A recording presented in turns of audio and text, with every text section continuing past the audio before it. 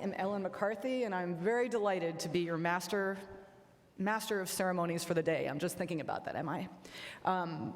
So I'll tell you, I was prepping for this event yesterday, and wouldn't you know, at the State Department, and we had a fire drill. It was a nice day, so I was very appreciative of the folks who decided that yesterday would be a fire drill. And so as I'm walking down multiple flights of steps, we were talking about where we all were 9/11. So I thought, that's always good. You know, let's start an event with where were we today at this point in history. So that got me thinking about September 25th, and I did a little Googling, and I found that a show called The Partridge Family debuted in 1970. Who here knows who The Partridge Family is? That's not very good. Okay, I'm gonna try again. So in 1975, Pink Floyd released an album. It was a concept album called Wish You Were Here. It made it to #1 within a week and sold 13 million copies. Who here knows Pink Floyd? Thank you. I'm feeling better about myself. Okay, but I'm gonna actually give you a factoid that maybe has more relevance to where we are in terms of the event and things we're gonna talk to about today. In 1956, the first transatlantic telephone cable went into operation on this day in history. I think that's kind of interesting, given that today, 63 years later, we're here at a conference where we'll be focusing on how artificial intelligence systems will provide both challenges and opportunities for the United States and for other nations. So, over the course of today's conference, you have this incredible opportunity to connect with academia, government, private sector, the media, for what I know is going to be just incredible dialogue. I've been to a couple of these events before, and they really are, I'm just very glad that I'm going to spend a day here with you all today, because I always walk away with a few things that I did not know coming in. And so I'm going to take advantage also of my role here as the MC to put a plug in for State Department's Bureau of Intelligence and Research. Who here knows INR? Okay, that's pretty good. Not as good as I'd like it to be, but that's because we're very small. So just a little bit of background on INR. We actually are the oldest all-source intelligence agency, civilian intelligence agency across the intelligence community. Yes, we predate CIA. We actually are celebrating our 74 years of being in existence back when we were the resource branch of the Office of Security Service Support, OSS. We're small, but we are mighty. I'll tell you, we're roughly about 200 all-source analysts. We're made up of foreign service officers, civil servants who have on average 17 years in their region. So by comparison, we have about 200 analysts, and some of those other agencies have thousands of analysts. But with 200 analysts, we are the #1 producer per capita of the President's Daily Briefing, which I think is a pretty impressive. So we do a lot with very little. I think that shows you what it takes when you're just really good at what you do. So why is that important for us? Because we are so small, and in a world where there is more data and where there are different priorities, and where while the president may have priorities, the State Department INR is expected to cover the world no matter what, because we have embassies around the world, we have bureaus that support events around the world. We have to support the world. So we need to have access to data, and we need to be able to do a lot with a little, and that's where AI provides some unique opportunities for the analysts at INR. But it also provides some challenges, because we have to understand what the impact is on our ability to do foreign policy as other countries gain AI capabilities as well. So that's why I'm interested, and I'm here today with one of our crackerjack cyber analysts, Joy Lin. Joy and I are going to be taking lots of notes, and we're going to go back with some ideas on how we can take 200 analysts and make them operate like they're thousands of analysts using AI. So with that, I encourage all of you to remain engaged in today's discussions. Each segment of our day will be time for questions, and there are stationary microphones positioned in the aisles. We will not be taking questions this first segment because we really don't have enough time, but I'll tell you, I've talked with some of my colleagues at CSET and Georgetown, and I have a sense of some things that we might want to get out of Sue, and I've prepped her to be ready, so we'll all be ready. Take advantage of the breaks and the lunches. I'll tell you, your network is as important as what you know, and you've just got some incredible people here to make connections with. I'd also like to remind the students here that there will be a career fair with more than 20 employers on site at the Healy Family Center starting at 3 p.m. The staff will be available to provide you directions. But I want you to look for a guy named Eric Johansson. He comes from the State Department. INR is hiring. Go to our table first. So we have a full agenda. There's actually one other item that I need to share with you all. Georgetown University is committed to the standards of promoting speech. This is from the lawyers. This is not for me, because it doesn't even sound like me. Georgetown University is committed to standards promoting speech and expression that foster the maximum exchange of ideas and opinions. While it is recognized that audience members may not share the same views as the speaker, it is expected that everyone in attendance at this event will respect the right of the speaker and the organizing student group or department to share their perspectives and ideas and not cause a disruption to the event's activities. Throughout today's conference, there'll be a question and answer sessions during which you may ask questions and engage in dialogue. Please be sure to phrase your comments in the form of a question. In the interest of time, we ask that each person be concise and ask only one question. So for all you rabble-rousers, stay calm. Okay, with that, I would like to welcome Dr. Keir Lieber. Actually, Dr. Keir Lieber, you're kind of welcoming me, but you're the director of Georgetown Center for Security and Emerging Technologies, CSET, and I'm awfully glad that you'll be joining me here on stage. Clap.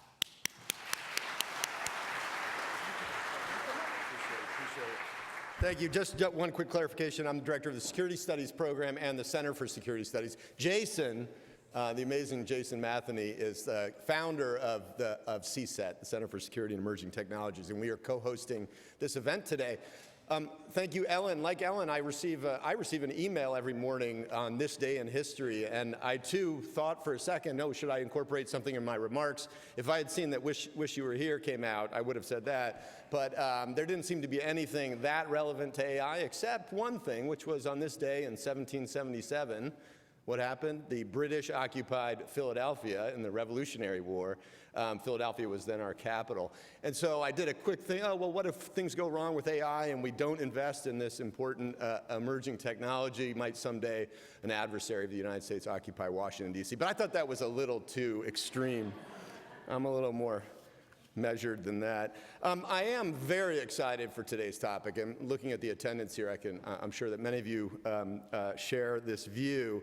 You know, frankly, I don't think there's any more important topic today deserving of further inquiry, discussion, debate, exchange of opinions than the impact of artificial intelligence on international politics and security. And I want to thank the Collaris family for making today possible, for making this conference possible. George T. Collaris was a giant in the intelligence community as a clandestine officer and as working in the IC after that in the 20th century. And we are grateful to host this conference in his honor and with the support of the George T. Collaris Intelligence Studies Fund. In past years, including last year, we decided we would partner with a coordinating agency in the IC. Last year was NGA, National Geospatial Intelligence Agency. But this year we decided to partner with CSET, Georgetown's new Center for Security and Emerging Technology. CSET's founding director, the amazing Jason Matheny, will be on stage this afternoon. But today's panelists and keynote speakers are a real testament to the importance of these emerging technology issues and the unique role that CSET and hopefully CSS will play in informing policy debates in the coming years. I want to get right down to business, so I will introduce our distinguished guest, our first keynote speaker, the Honorable Susan M. Gordon. Sue was sworn in as the 5th Principal Deputy Director of National Intelligence 2 years ago in August of 2017. Just last month, she retired from that role after more than 30 years in the intelligence community, where she served in a variety of roles, including as Deputy Director of NGA, the National Geospatial Intelligence Agency, and 27 years in the CIA. Please join me in welcoming her to the stage to discuss why AI matters for intelligence.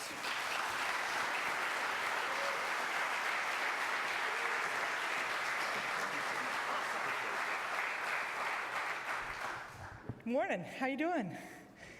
I just need to say this. Once again, I'm talking in front of my former boss, and it makes me nervous. Hey, Stephanie. Keir, thanks for the warm introduction. I'm delighted to again be here at Georgetown for the Caleres Conference, talking about my favorite subject, and that's intelligence. And to be here with such a diverse group, I think is especially apt, because the national security tent is increasingly large. And that's because data are crossing boundaries that they never crossed before, and the issues of our nation are the issues of free, open societies everywhere. So having diverse viewpoints and diverse thoughts on the same topic that we used to discuss very narrowly is especially important. Now, I'm going to talk about threats and opportunities and challenges, but I want to tell you I'm enjoying the delights of being a former. Because what this means is that every problem, every issue, every opportunity I'm going to articulate, you actually are going to solve. And so you're just going to have to deal with the fact that all my hopes and dreams rest on your shoulders. Now deal with it.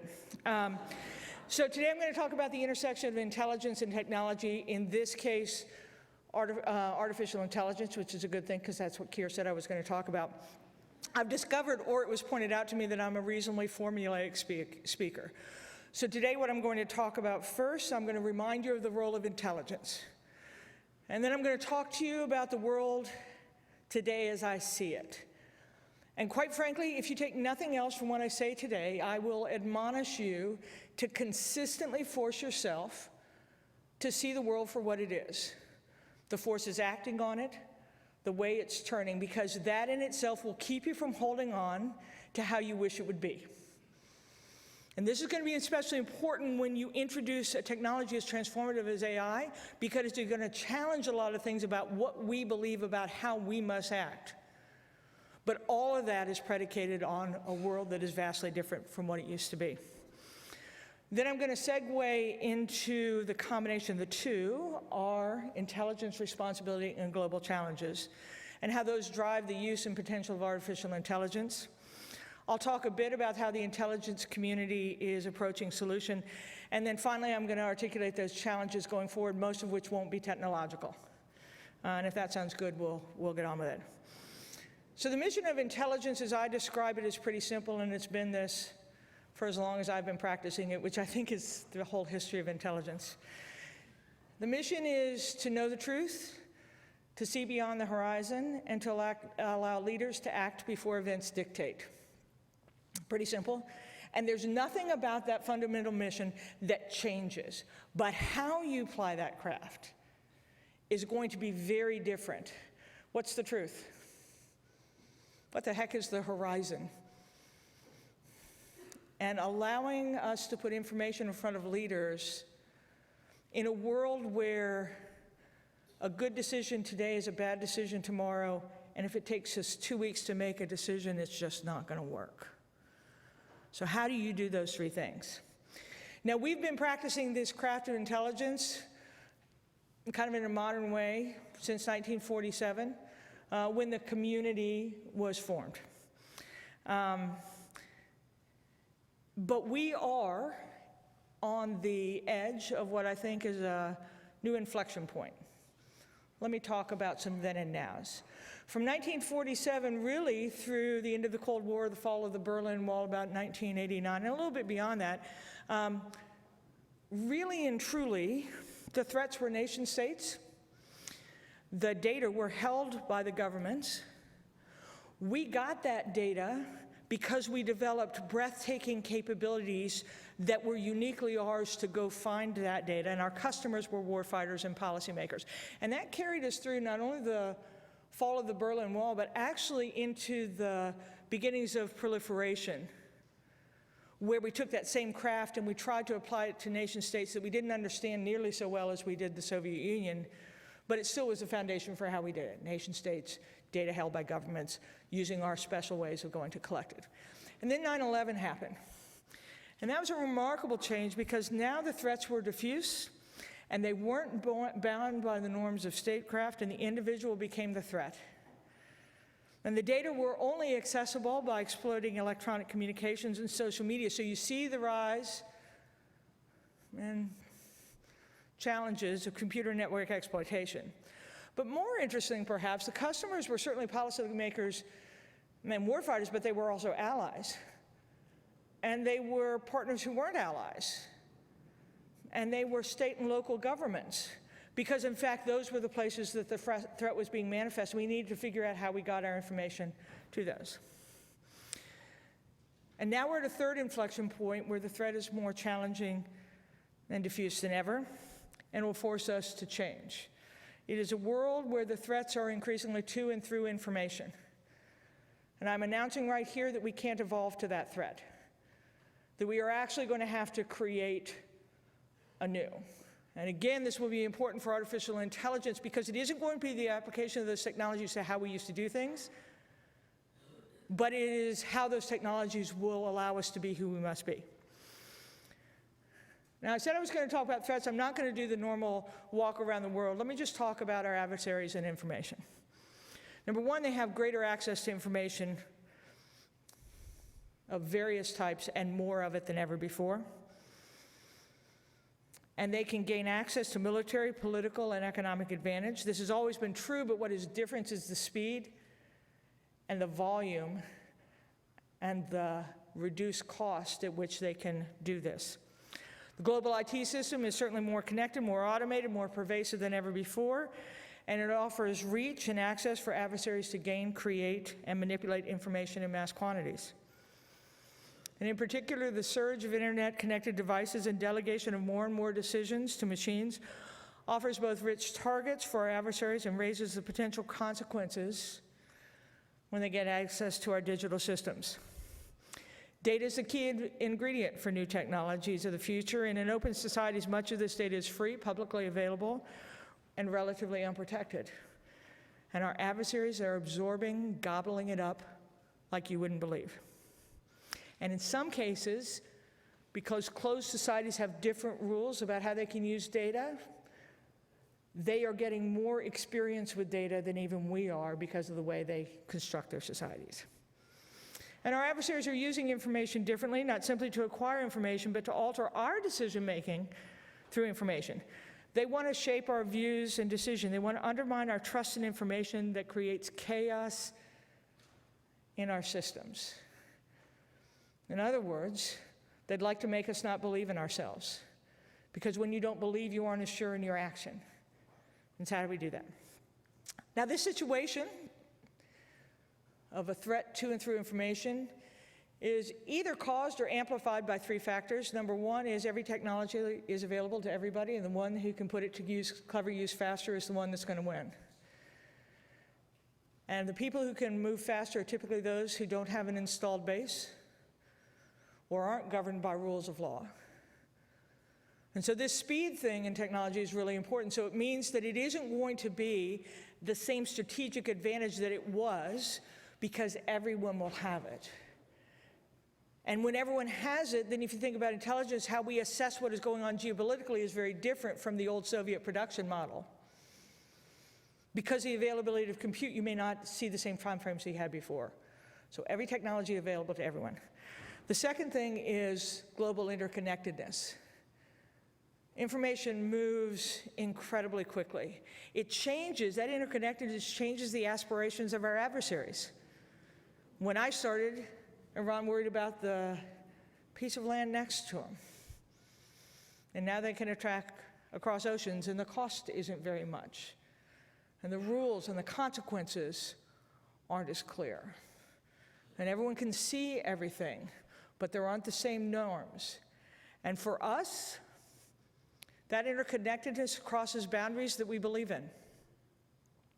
Boundaries between the government and the private sectors, boundaries between federal and state and local, and our adversaries can cross them, and we believe in them still, and so there's a mismatch between what we can do. And the third condition is data abundance, which for intelligence officers should be an incredible boon. But today is too often a bane because we're drowning in it. And I would say society is drowning in it too. We as humans are trying to deal with each piece of information we receive as though somehow it matters. And you see us whipsawed around by information that we receive with no sense of its truth. or its relevance, or its context, or its governance, or its pedigree. There's a lot of it. The world knows the answers. But how do you understand it? So that's the backdrop for how the intelligence community is thinking about artificial intelligence. We have to master the potential of the emergent technologies because these technologies have the promise to secure the kind of intelligence dominance by allowing us to better see the world, provide advantage in that insight, and by protecting that advantage. Think back to our mission. Think to what our adversaries are doing. You will understand why the intelligence community must be the master.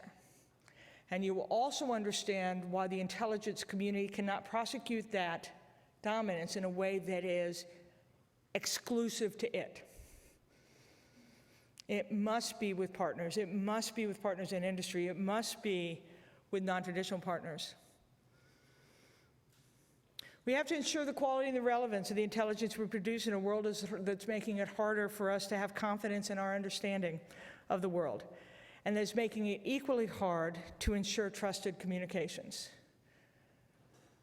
So I'm going to talk mostly about artificial intelligence, but it's bracketed by two other issues. The first one, critical to free and open society, is that you can trust your communications. Privacy is a piece of that, but it's not the only. And on the other end of it is influence. How are you sure that you are seeing what is true? And AI will broach those two, but I'm really going to talk about the middle. How do you understand the information for yourself? We have to harness the ever-increasing information the world possesses in ways that are respectful of privacy and civil liberties. My analogy to this is how much better we are when we build a green building than we try and make a building green. So when we go in the intelligence community, go down this route of needing to master these technologies so we can have intelligence dominance, it has to be with civil liberties and privacy built in right from the beginning. Now, the intelligence community calls this an AI strategy, AIM, augmenting intelligence with machines, and the reason we did that is because we wanted to signal that we cared more about the outcome, the use, what we were going to do with it, than the technology itself. And the portfolio of initiatives is focused on the large projects that we have, like problems we have, like in identity intelligence and countering influence operations, cybersecurity, long-range strategic indications, and on and on. It's a given that we must have technological innovation to address these problems, but technology alone is never enough. I could do a whole talk on how we're going to have the talent. Now I'm looking at my students. You all are going to have to be part of the solution. We have to have access to human talent to know what we want to do, how we're going to do it, and how we're going to enculturate it in a way to have it actually make a difference. We can't solve these problems if we can't find innovative ways to recruit, train, develop, and move our people. And it isn't just using AI to solve security clearance reform. Yeah, that was just a pander to people in the room. Sorry, I'm not here. Over to you. So 4 big ideas in our AIM strategy. The first is we have to accelerate investment in the digital foundation and the data. Luckily, the intelligence community did this. We figured out it was about compute at the very inception of it, and if you heard the word eyesight, that is really our digital foundation. Interestingly enough, though, we found that if you wanted to use that compute capability, it was the data that were going to make a difference, and we hadn't thought as much about how we were going to make sure the data can operate and be used in the ways that we needed to, because we still had data owners. And we designed our infrastructure for how humans want to use data, and increasingly have to think about structuring it for how machines want to use data. And that's very different. And given the global connectedness I talk about, we have to think about how we're going to connect with partners. And I say all this in the same, because we're not really having a technological conversation. But this foundation is important because you have to know the use that you envision in order to ensure that you have the technical foundation and the infrastructure. And if you don't have the infrastructure, you will never get there because you will be too slow. You won't be able to imagine the potential. Think of what will happen if all the data were securely made available for use. Curiosity would come back. I could ask infinite questions. Machines could ask infinite questions, and we could operate at the speed of the world we need to. So if you don't think about the infrastructure, if we don't invest in being able to do compute, move data, secure data in a way that everyone feels protected, we will neither meet the needs of intelligence nor the speed requirements of it. The second big idea is the US government is not the leader in this technology, and it's likely not to ever be. And so what we have to do is become fast followers. Now, becoming a fast follower is a fun thing to say, but you run slam into our acquisition problems where it's hard to bring established technologies into our systems because we tend to have a preferred way of doing things, and most of the new capabilities were developed in ways that imagined ease of use and outcome without imagining that it needed to work in an arcane system. So this notion of us being fast followers is important. We're going to have to design systems that can accept it. But the people who are developing the technologies, if they want to contribute to this national security thing of which I'm speaking, are going to have to think about how their great ideas scale and operate in a heterogeneous environment that is not tuned for performance, but is more tuned for security. We do, however, have to invest in the gaps in AI that the private sector isn't looking at, because our needs are different. And the biggest one that comes to mind is artificial intelligence, assurance, and security. My glib example is always, it's pretty cool if Netflix recommends to me the wrong film. It will not work if what the intelligence community does gets a recommendation of a target that is not sound. And so how are we sure that the algorithms that are really just instantiation of human opinion are both well crafted and well protected so they can't be corrupted? Because it's not just the theft of data that our adversaries would seek to influence. It will be the decisions that our machines are making. And you say, aha, that's why we need human in the loop. So many things are going to happen so fast that humans aren't going to be able to be in the loop. And so how do you make it explainable and protected and known? And the last thing is we're going to have the government invest much more into the research into sense making. Because right now AI is really pretty good at counting things, getting better at seeing change, not yet very good at understanding what significant change is enabled across domains. Can't tell me the deep fakes are getting so good, but that's because they're operating in one domain. The defeat to that is, could it look like that in that time, in that space, and we don't have the research done to be able to put those things together. And why is that important? Not just for us, but the drive of national security has always driven what is societally advanced. And if intelligence makes those kinds of protections, that kind of sense-making happen, you all will all feel better about getting in a self-driving car. Couple more points about our strategy. We're participating in all of the ongoing commissions from the President's Commission and the Congressional Select Committee on AI. We work with the DoD, and when Jack Shanahan comes up here later this afternoon, he is our closest partner.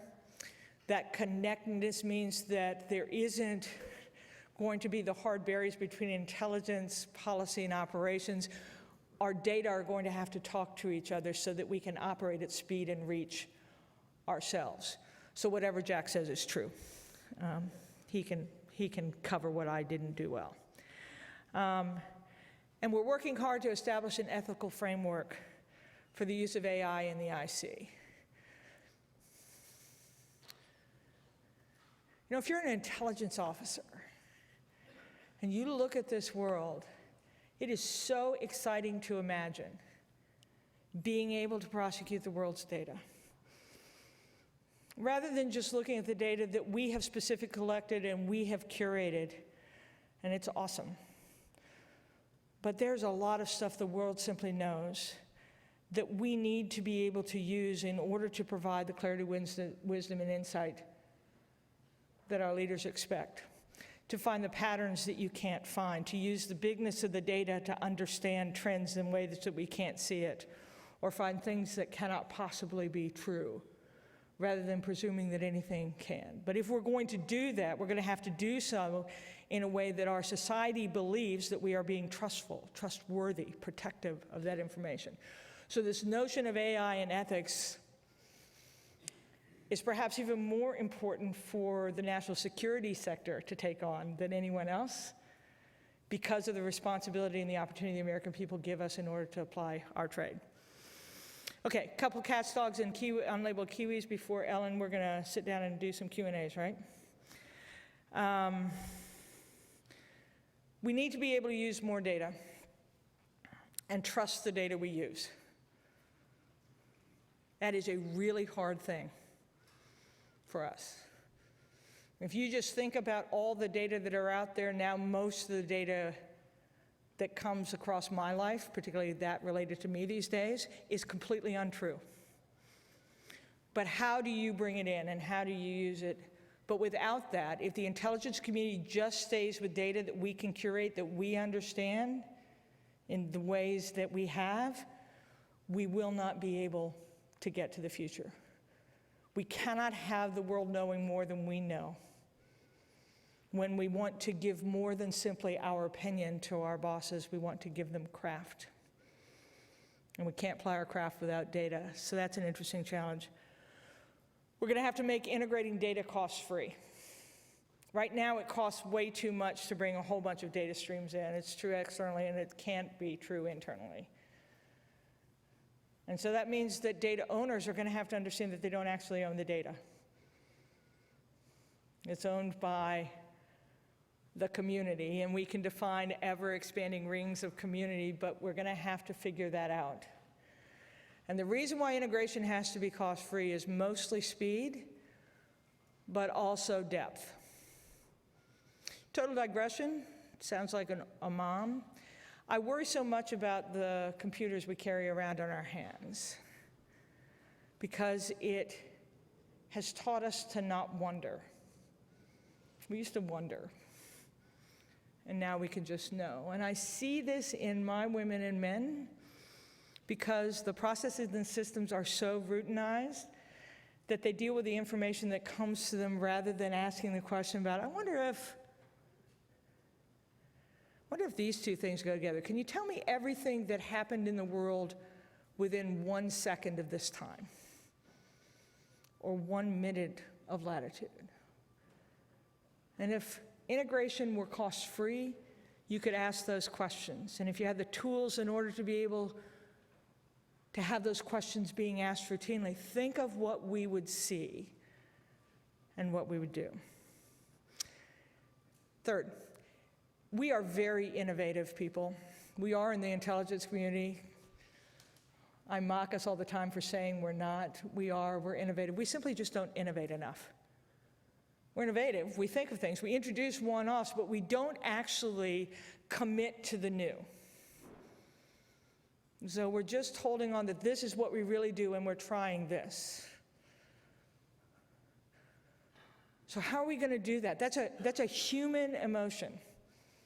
So as we're introducing these technologies, what do we need to be able to see in order to be able to commit to them? Everyone is going to have to be technical or technically savvy. It's just true. And the reason why you must is without that, we will not address the cultural challenges that will impede the use of these technologies. In the intelligence community, it's trust, or what I do, or my skills.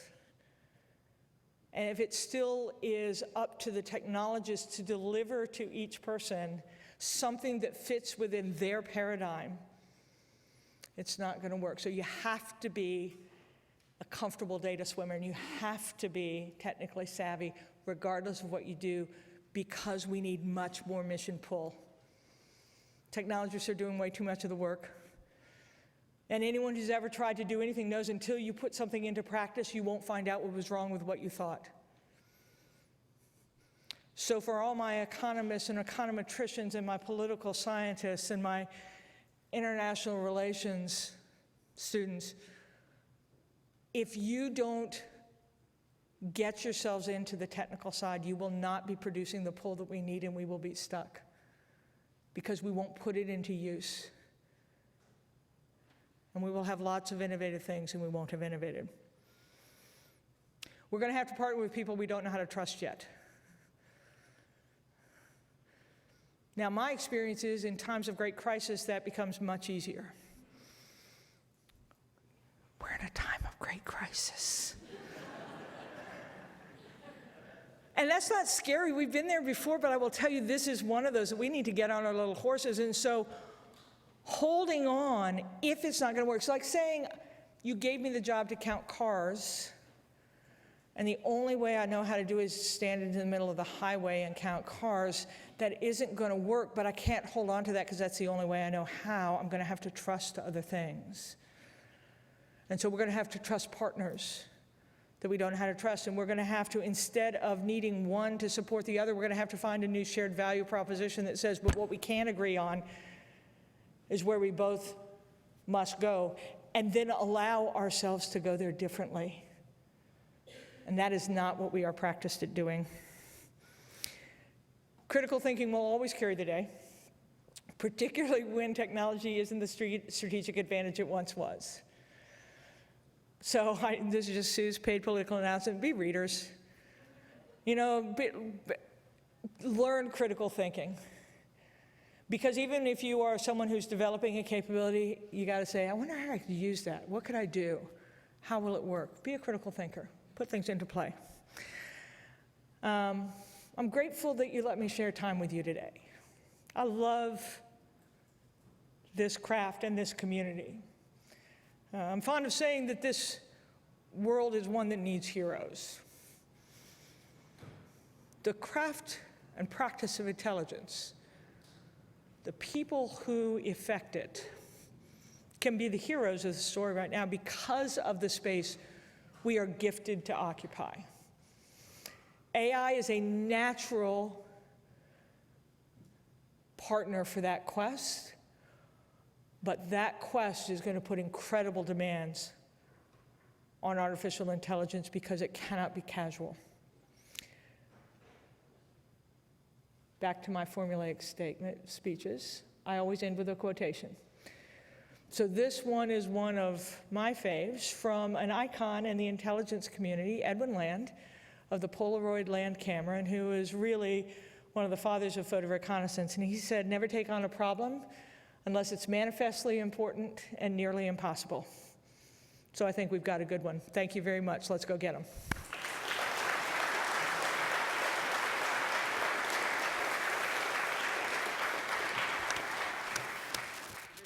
I am. Be gentle. Which one do you want?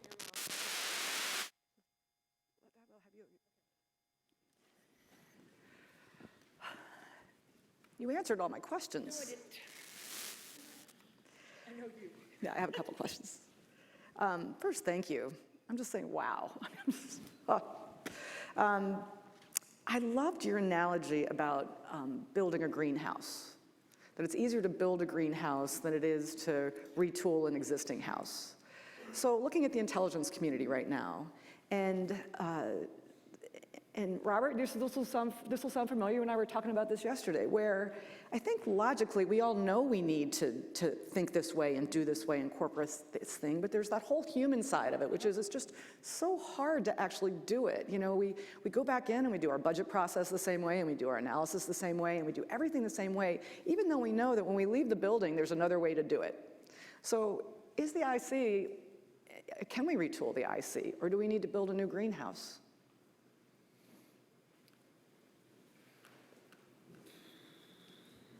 I always think there's a pony.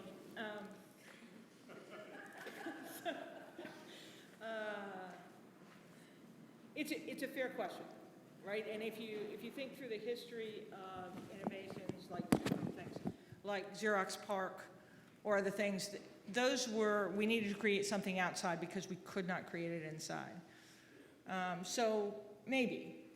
And I think one of the areas that intelligence community ought to think about going outside is in the use of unclassified information. It's well suited because the data are already there.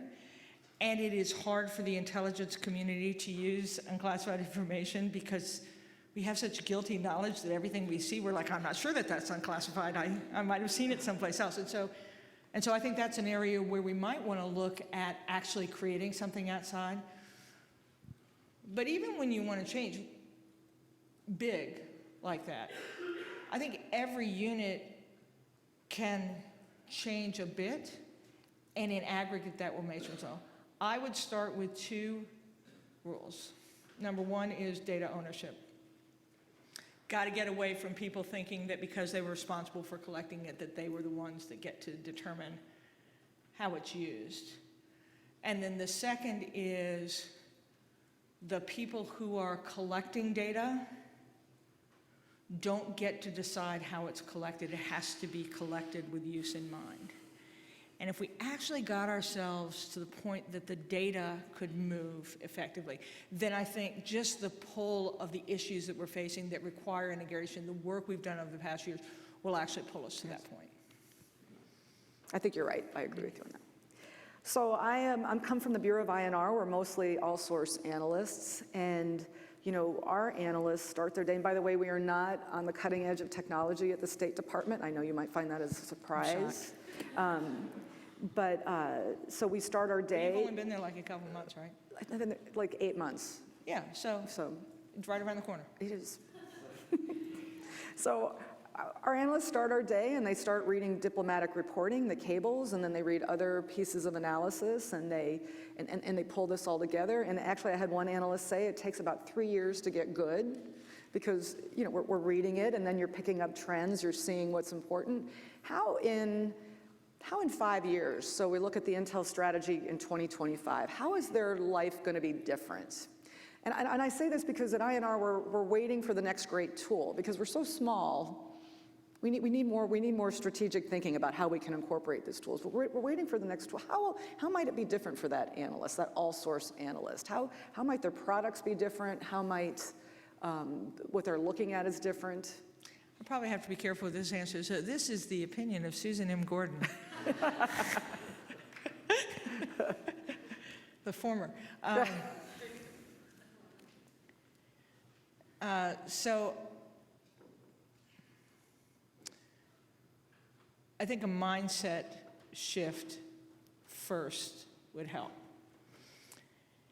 And that's, what do we need to know versus how am I assessing what I see? And the reason I think that's so important is I still think we're in intelligence for people who want to know something rather than intelligence for people who want to do something. And this is a world where people want to do things, and that's a different thing. So it makes you have to understand what people are trying to do and get there. So the mindset shift. And my best example of this, I've told some audiences before, I was speaking in front of a Senate Youth Forum with a bunch of 17-year-old kids from every state in America. Now, amazing kids, but 17. And I was talking about, leadership and intelligence and stuff. And then I took questions. In the back, a hand shot up, and here's what she said. She said, "Hey, I'm Becky. I'm from North Dakota. I'm a junior at North Dakota High School. I'd just like to know what you think about 38 North and their use of digital globe imagery in terms of understanding what was going on at the North Korean missile test sites." In 1980, I spent my whole life trying to know that, but now that is known, and that isn't what we need to know. But how are we going to have craft at the speed we need rather than just opinion? So I would start with the mindset shift. And if you had the mindset shift, then you would say, I need more data. And so you would insist on having more data, and then you would say, well, I need to be able to use that data, and so you insist it. So that's why I say mission pull, but I think it's going to come with your analysts. We've talked about this. I think state analysts have such potential to be drivers, but quit being passive. Hear, hear. Yeah. So that actually leads to my next question about, can you give us some examples, and I think you already have in some ways, of how AI is already being used in the IC? Well, I'm looking at Robert. I think the National Geospatial Intelligence Agency did so many things for the intelligence community about really understanding that AI could work. And so it used some of the things that it was already very good at doing, as going through massive amounts of scene and data and pulling out things that were known. And so where you're seeing AI in the intelligence community is in going through massive amounts of information to find known things faster in broader areas. And that's true finding things that are existing geospatially. It's true in terms of being able to identify voices in those kinds of communications, but it's more about being able to find things you care about that you understand in large swaths of data. You're also seeing it just in practice in most of our business processes like everybody else. We're starting to use it in security, using AI itself to be able to both protect networks, but also to find gaps in our own AI algorithms. And we're working with industrial partners to be doing the things that you can do externally about being fast followers, like finding faces in pictures. So we're coming along pretty quickly. Okay, I'm going to have two more questions. I know I'm Okay. being given 5 minutes, but I'm going to ask two more. One Okay. to I'll address the answer 'em in students, tweets. in the room. Yeah. For the students and then one for our private sector folks who are here. So for the students, and actually for the government workers who are sitting here as well, you address the students in terms of the kinds of skills they're going to need as they go to that career fair afterwards and go into government, hopefully. Yeah, best first 5 years. There are a lot of analysts and practitioners already in government. Yep. So how do you balance, recruiting people with the right skills and working with the people you've already got who might need to be trained or might need to be, some way acclimated to this whole new world? How do you do that? So for the people that are already in our community, who live in awe of our interns and our students and the people we bring every day, and I try and remind them that we have always hired excellence and that they are the same person, they're just a little wiser. And it's gotten a little stodgier because instead of being excited that you were asked to do anything, you decide over time that you're only going to do that. So I would say I would remind them who they are, remind them that they've always had those skills, but free yourself from holding on to what you've always done and consider the possibility that you might need to do what we need of you now, and that can be rewarding too. Thank you. One more question. Oh, and by the way, for the students, I don't care what you think you want to do, best first 5 to 10 years of your career is going to be spent in the government, particularly national security, for 2 reasons. Crazy hard problems and more responsibility early. So no matter what you think you ultimately want to do, really do think about this as a great way to start, because you will have such a running advantage through the rest of your life with this. And the opportunity to serve your country is pretty amazing. Oh my gosh, It's a blessing, right? yes. Okay, Great the purpose. last question is for, Okay. is for our private sector folks. And so, I've jumped back and forth a couple I of know. times, and I you're going to wish make that leap now. Woohoo, So, I wish I'd done it earlier. Actually, I think that... No, I don't mean that. That wasn't creepy. That was just No, true. it's not creepy. I think you're absolutely right. It is. I mean, I will say that I think to the students out there, don't be afraid to do both. Yeah. And it's sometimes hard to get in government, but the private sector is a great way to provide service to your government. So don't discount the role Well, of the and private look sector. what you know now. Look how, oh my gosh. Just, yes, So- do that. But you did mention how innovative the government is, but you know, the reality is that the stuff that's going on in the private sector right now is just unbelievable. You're gonna see it, you're gonna go crazy. You already know it because you're already very integrated, but when you actually get out there and what 5 smart people and $5,000 can do in a minute, it is absolutely amazing. And so, you know, I go to all these events where we talk about, you know, how can the private sector help the government? And you know, we've been asking these questions for a long time. I mean, the private sector is moving along, they're churning along, they're finding customers for their capabilities, and they're continuing to press ahead. And also, you know, they're recruiting people who at one time thought they could only get that mission sense from coming into the government. But the reality is, if you're a bank and a bank is telling you you can help protect your family's money, that's a kind of a mission critical job. So. So it's kind of 2 questions in one.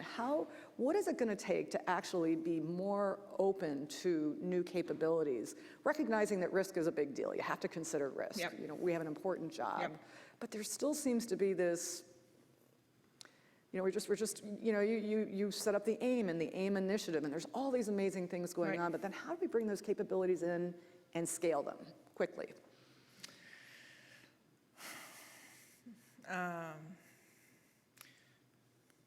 Wow, how do I answer this succinctly? Let me shake it out.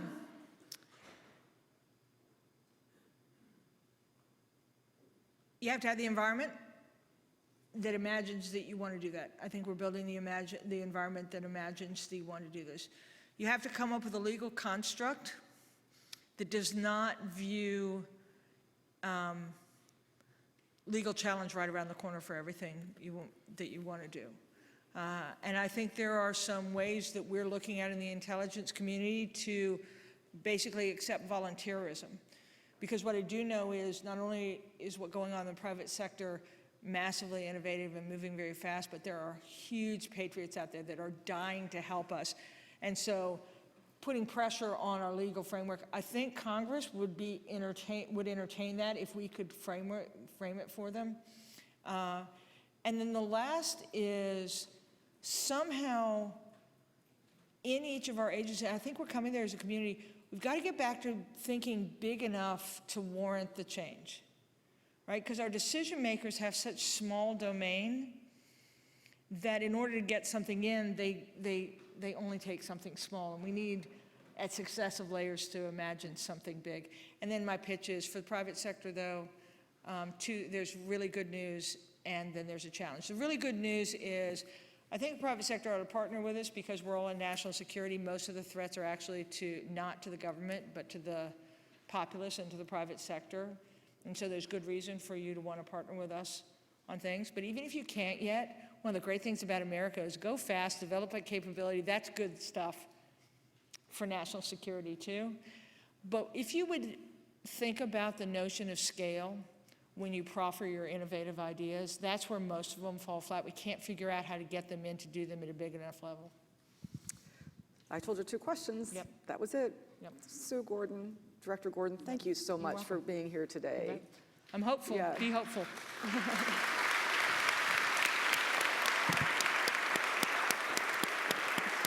So, while we're exiting the stage, I'd like to introduce our next panel, which is on international cooperation in competition in AI.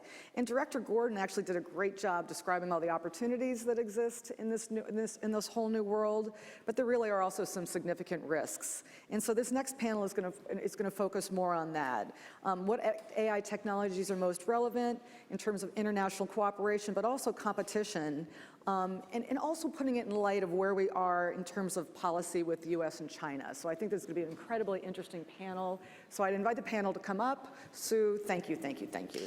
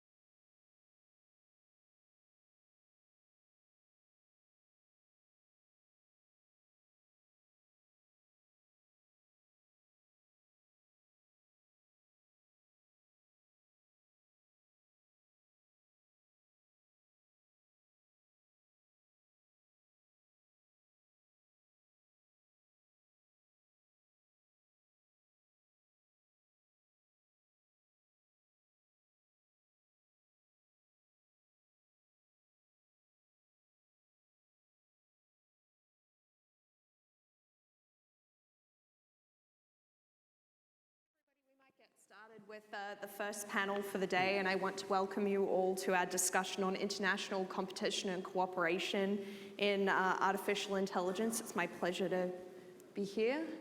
My name is Fiona Cunningham. I'm an assistant professor of political science and international affairs at the George Washington University. We have a great set of panelists lined up to comment on this set of questions, who I will introduce briefly, and then we will go into, I'll give some opening remarks on kind of the international context in which we're investigating or talking about this question, and then turn it over to the panelists for what we hope is a wide-ranging discussion on some difficult questions for which we may not necessarily come to clear answers, but at least we'll be able to talk about what the terms of the debate are. So to my immediate left is Michael Horowitz, and he is Professor of Political Science and the Associate Director of the Perry World House at the University of Pennsylvania. He is the author of a number of scholarly and policy publications on issues related to technology and global affairs, military innovation, and the role of leaders in international politics, notably the diffusion of military power, causes and consequences for international politics. And next down the line is Matthew Daniels. He is the inaugural Director for Machine Learning and Artificial Intelligence in the Office of the Undersecretary of Defense for Research and Engineering, where he is overseeing and focusing on the department's AI and machine learning portfolio, future capabilities, alliance, relationship management, etc. And previously he worked as an advisor to the Director of Net Assessment in the Office of Secretary of Defense. And next we have Tarun Shabara, who is a senior fellow at Georgetown Center for Security and Emerging Technology, as well as a fellow with the Brookings Institution, where he co-directs an initiative on China's growing influence. Previously, he served at the White House National Security Staff as Director for Strategic Planning and Director for Human Rights and National Security Issues, and he has a JD from Harvard Law School, so legal background. And at the very end of the line, we have Stephanie O'Sullivan, who is a distinguished fellow also at Georgetown Center for Security and Emerging Technology.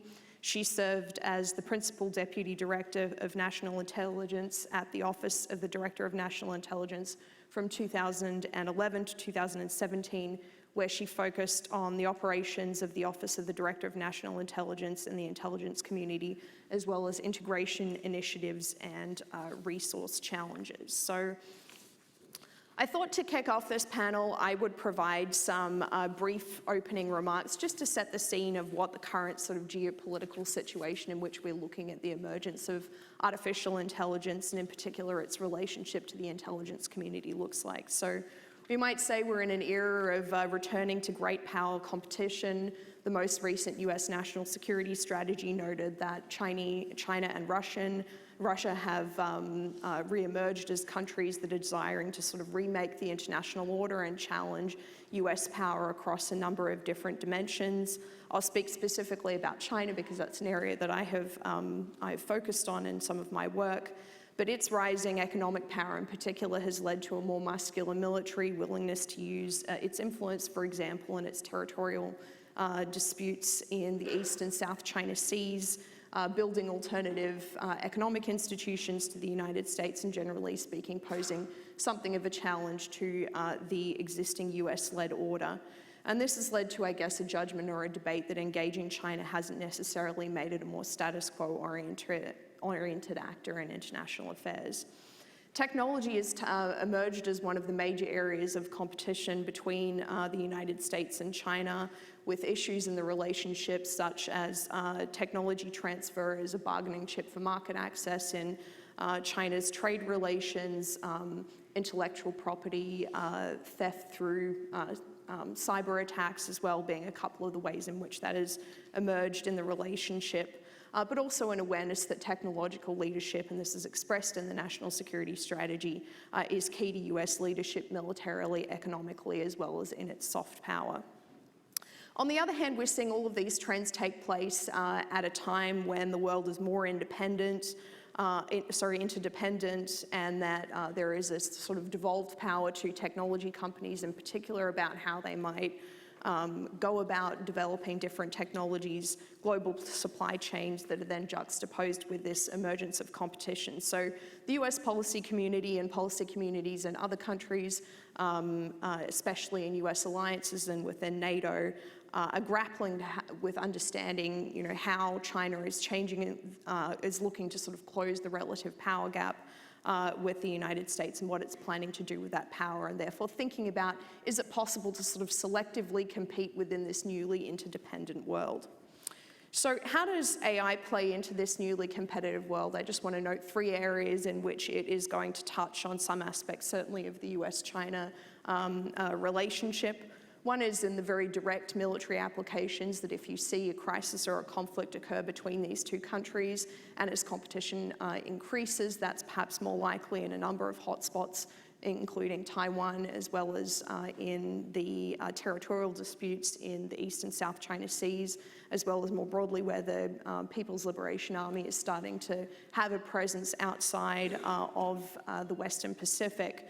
That artificial intelligence could augment military operations. They could provide, or it could provide early warning of when those crises and conflicts are actually likely to occur. Intelligence about short and long-term intentions of different actors that China might be able to grasp or that the United States might be able to grasp. And finally, peacetime competition in some of the areas of artificial intelligence for the purpose of maintaining technological leadership or economic competitiveness. And this is increasingly starting to be thought of as a national security issue, both in China as well as the United States. So I wanted to close my opening remarks with just a couple of observations of challenges China might face if it's based on in adopting artificial intelligence technologies and thinking about competition and cooperation in this space based on its adoption of cyber technologies previously, to highlight some of the challenges that they might face before we dive into the discussion. So with a lot of other technological innovations that China has looked at, the technology has been mature elsewhere before it has had to make decisions about where to invest, about how to adopt those technologies, and how to think about mitigating the risks that those technologies might involve. And so the government had the ability to look at what other countries were doing and thinking about how to invest those resources more efficiently. This time, China is more likely and is aiming to be at the forefront of technological innovation in this area of artificial intelligence, and it is going to need to work out how to act as a leader in these areas rather than having the benefit of what experience other countries have had with the adoption of new technologies. So this is going to involve challenges for both working out where to invest, so what's an efficient allocation of resources when there are no other models to look at and other countries' experience to draw on, and also not being aware of what the risks might be and how artificial intelligence adoption might affect things like employment, surveillance, medical care inequality within China that could lead to some of the risks of social instability that it has been so concerned about with the adoption of cyber technology. So that is a little bit of an opening flavor of where I think China sits in this space, but I want to now turn it over to my fellow panelists to open the discussion, to talk a little bit about what they think is the most important risk or opportunity for policymakers at the intersection of AI and global competition and cooperation. So we might start with Stephanie and work our way back, if that's all right. Okay, I'm going to start with something that is undoubtedly a truism, but that's because it's real, and that it really does start with talent.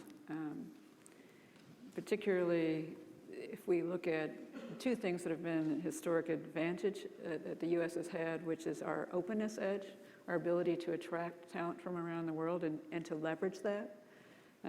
And previously, we often had great internal talent. I think that the biggest potential thing that policymakers can do for the long run is to take a look at that, maintaining that talent advantage, particularly investing in U.S. talent growth. I think we should look at things like the equivalent of a GI Bill for encouraging people to go into these fields. I also think we need to think about this in many levels, not just the researchers at the one end of the scale, which is where we tend to focus. And certainly, I've done a lot of work with some industry partners like Google. They're focused on that high end, but we also need to focus on the practitioner level. And that, in particular, is an area where China is quite strong, and we are not paying attention to it. Great. I, of course, agree with Stephanie on the talent point, and I just would recommend to all of you some recent reports that CSET has put out recently on this point, not just because they're my colleagues, but they're really excellent reports. But really illustrating, Stephanie's point, one, both by Zach Arnold and colleagues and Remco Zwetsloot and colleagues. And some of the figures that really stand out there is if you look at, in Silicon Valley, computer scientists, mathematicians, between the ages of 25 and 40, I think somewhere around 70% are foreign-born.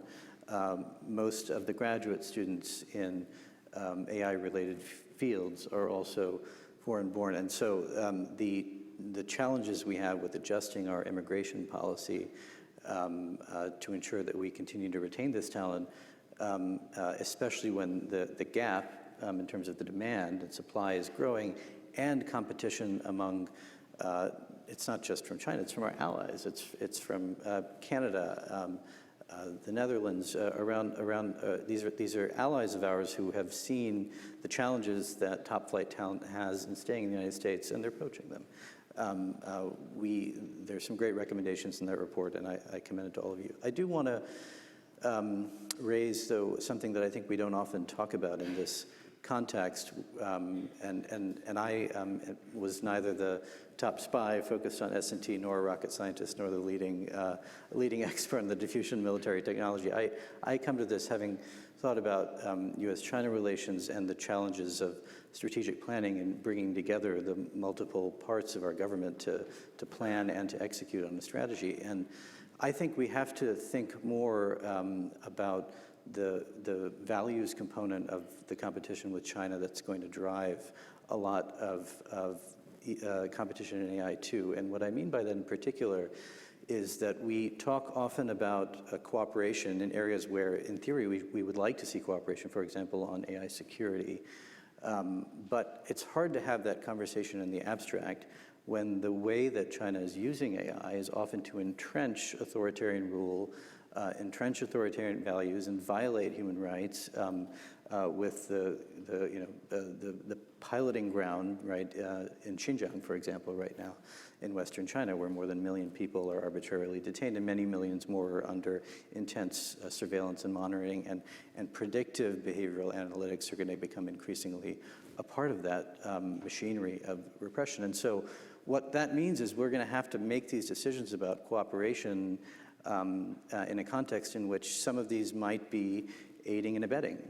We might be having policy conversations about using adversarial techniques to counter what they're doing at the same time that we might want to cooperate on security for other reasons. And this is a pretty concrete problem in the sense that, since May of just this year, there's been regular reporting in the New York Times and other publications about the fact that Hikvision, one of the leading manufacturers of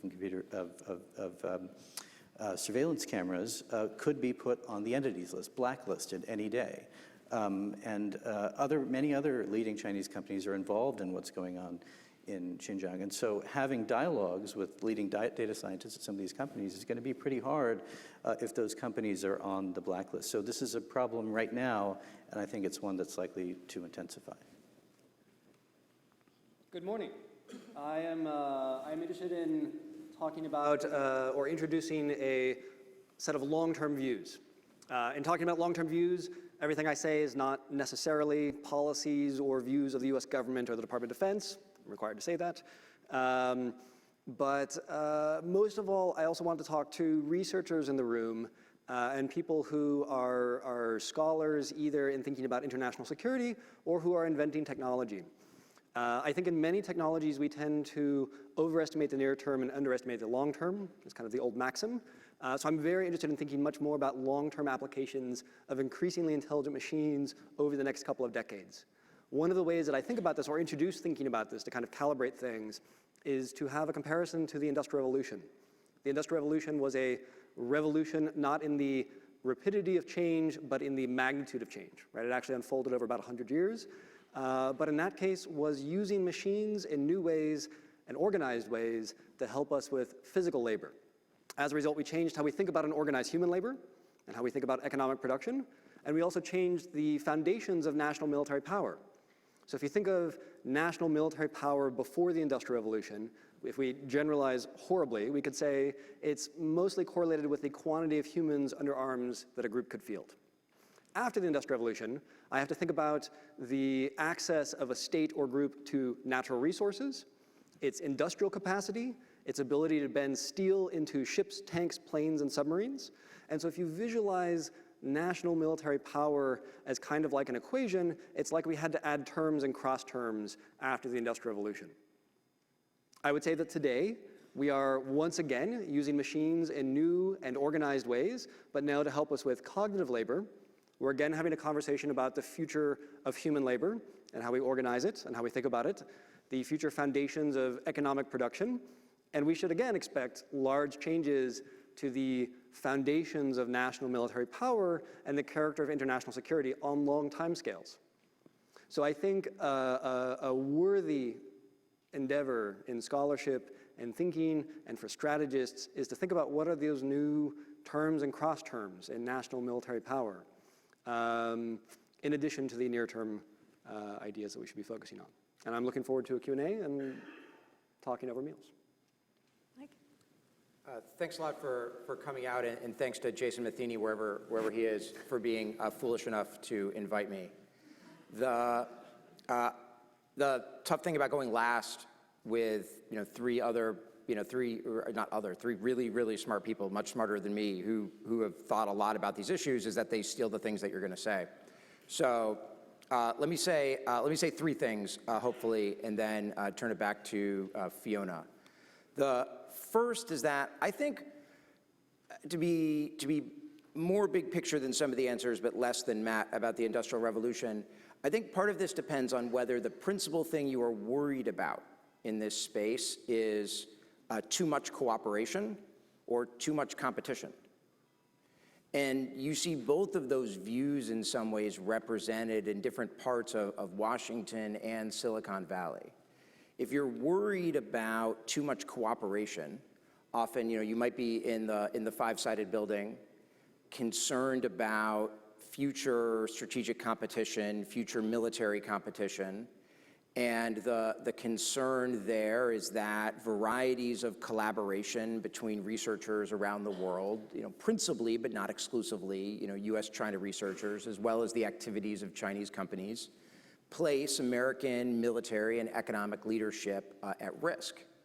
And so thus, a competitive mindset is necessary when thinking about various applications of AI and investment in both applied and basic research to ensure continued U.S. technological superiority, especially but not exclusively in the military arena. But there's a whole nother perspective on this, and that are folks, principally, again, but not exclusively in Silicon Valley, that are worried about too much competition. The fear there is that competition in the AI space is a little bit like, competing over oxygen, in that AI is such a broad category from a research perspective, and the investments in it in many ways are so basic that to focus on competition obscures the way that even for the United States, most advances are likely to come through collaboration between companies in the US and abroad, between researchers in the US and abroad. And so thus, the principal risk is a competitive mindset that leads to applications of AI that are maybe less safe and reliable than we all would like, generating a bunch of dangers. And so I actually think one of the principal questions, for those of you interested in this topic and doing research on it, is trying to understand, and obviously in some areas, one of those perspectives will be right. In other areas, it doesn't have to be sort of one or all one or the other. What are the areas in which the fear should be too much cooperation? And what are the areas where the fear should be too much competition? I think that's an important way, at least that I've been starting to think about this moving forward. The second thing, and I'll adopt Matt's sort of notion of terms and cross terms here, is I think there's a huge uncertainty parameter when it comes to advances in AI that it's important to keep in mind. If you look at survey data from surveys of leading AI researchers about, something we were talking about back in the green room about, anything from when autonomous vehicles are likely to, truly hit the market to, when would an algorithm be able to write a New York Times bestselling book, to when would an algorithm be able to do sort of this or that. There's large disagreement even among the most leading experts in the field, which makes this especially complicated for what is my third point, which is that the time frame here matters a lot. So something like thinking about changes in education policy, for example, STEM education to create a better educated workforce for the future. That's something that's a single generational kind of challenge. If you really tweak the American educational system, maybe you're going to start really influencing people. You're trying to get back in the pipeline. Maybe you're going to start influencing people back in middle school. Hopefully people in elementary school. That payoff actually is the big payoff. You can get small payoffs faster, but the big payoff is actually like down the line. You're talking 10, 20 years down the line. That can be an important investment. If we're talking about an industrial revolution, then we're talking about payoffs that could be in 40, 60, 70 years, which is an even longer time frame. And I think the rubber hits the road here when thinking about competition. If you imagine the key inputs of military power, of platforms that we imagined over the last century, tanks, planes, bombers, those sorts of things, submarines. Is the military of the future a military where we have all those same things, but now an algorithm is running the show? Or is the military of the future something that looks totally different, and we don't actually, in tanks and subs and carriers, are no longer the principal hardware inputs of military power? And regardless of which one of those is true, what's the time frame? Is this a 10-year challenge, in which case we're screwed now? Is this a 25-year challenge, in which case the time to start moving, given procurement in the Pentagon, is like yesterday? Or is this a 50-year challenge? And unpacking that, I think, is another critical thing, because different militaries around the world, I think, are likely to think about this differently. So those were a set of really insightful and really thought-provoking remarks from all of the panelists. And I want to start by just picking up on this question that Matthew posed about what are the sort of metrics of an AI power? What makes you a powerful country in this space? And rather than asking specifically this question, I wanted to ask the panelists a slightly different way of getting at this question, which is what advantages does the United States have potentially over competitors in developing AI technologies? Is it the ability to attract talent? Are there other aspects of the US's endowments that make it uniquely well-suited to lead? At our best, we have extraordinary advantages. I like this remark that Lee Kuan Yew supposedly made, that the United States can attract the world's very best talent and combine it with the benefits of diversity. We know the benefits of diversity. You should always be on a team with people who are different from you, because if you're all the same, you're all going to get stuck in the same place. And if you're all different, you're going to get stuck in different places, and you'll have a total solution. We can draw on, at our best, the best talent of the entire planet to come here, live here, do research, create companies and ideas here, and combine that with the benefits of diversity. We have a political philosophy which embraces that. It's not an accident. It's at our best woven into our system. We are a country that has allies and partners. I think that is baked into our system as well, and is an extraordinary strategic advantage. And it actually combines with how we approach technology. Again, at our best, we invent as a society new technologies in ways that are good for humanity and that inspire other countries and other people to want to work with us, which I think is a tremendously high form of security, and also an old idea. We have some of the best trained military officers on the planet. We have the best research universities on the planet. These are long-term, enduring advantages that should give us great confidence and a position of optimism to begin with. Any other thoughts? Look, if geopolitics is like a game of Hold'em and every country has a hand, whatever America's problems, I'd much rather have America's hand than anybody else's. I mean, America has the greatest innovation ecosystem, arguably, in the history of modern civilization, and it's ours to squander if we want. But the U.S. I mean, I will shut up in a second since Matt, I think, made all the right arguments essentially. But I think we tend to focus on our deficits, especially when talking about AI. What are the things we could do differently? What are the shortfalls? But America's got a lot of built-in advantages here, and if everybody was starting from zero, you'd rather be the U.S. than anybody else. Just one thing to pitch in. Matt said it perfectly, but another advantage I think that we have is that this compete versus collaborate or cooperate. In reality, what this country does so well is we compete while cooperating. It's really that sense of competition, and businesses fail, and ideas are tested out and they fail, and then they're brought back by cooperation with other people. That's really been a strength for us. So I kind of find this dichotomy a little bit false. So I totally agree with Matt. Talent, institutions, values, alliances, these are enormous strengths.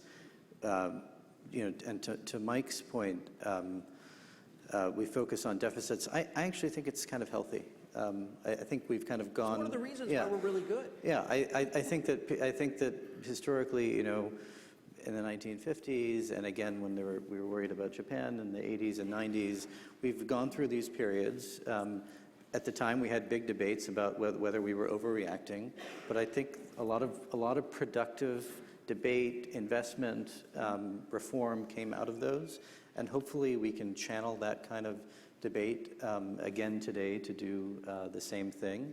And to Stephanie's point, cooperate and compete, I think, is exactly right. I mean, I mentioned earlier, 2 CSET papers are about immigration policy and retaining talent.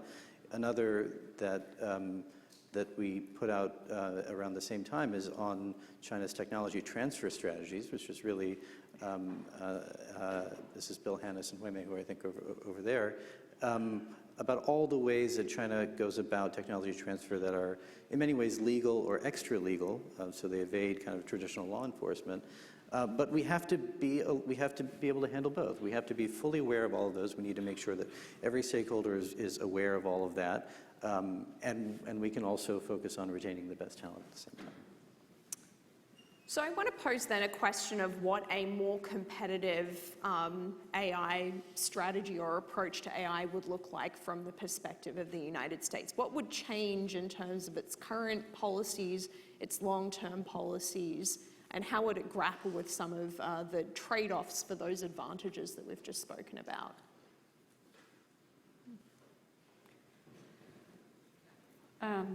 Just to kick it off, it's always a balance of your time horizon where you're making these trades and decisions. So the things that you do near term are different, perhaps, than what you will look at for a longer term horizon. And when you sacrifice one for the other, you fall behind. So I think that China is doing an outstanding job of getting lots of activity, and what some have called cutthroat competition to race to bring products to market is impressive. But what goes along with that is the lack of, at least at the industrial level, long-term investment in research and bringing that longer-term view of what you need to do. So if we don't lose that balance, if we don't overreact to the threat that we're seeing here, I think that we can continue to maintain the lead that we've had. I draw a distinction between competition and mimicry here, in that the strategy that, say, might work best for China in attempting to be a leader in AI might be different than the strategy that is best for the United States in becoming the leader in AI. We focus a lot, for example, on how much money is the U.S. government spending on AI versus how much money is the Chinese government spending on AI. And do I think the U.S. government should spend more? Yes, absolutely. If anybody who can influence that is listening, yes. But is that the whole game? No, because we have this incredible private, we have Silicon Valley, we have Route 128, we have this incredible private sector and ecosystem. And the optimal AI strategy for the United States is one that leverages America's comparative advantages. And part of that, I think a critical part of that, as others have said, is America's openness.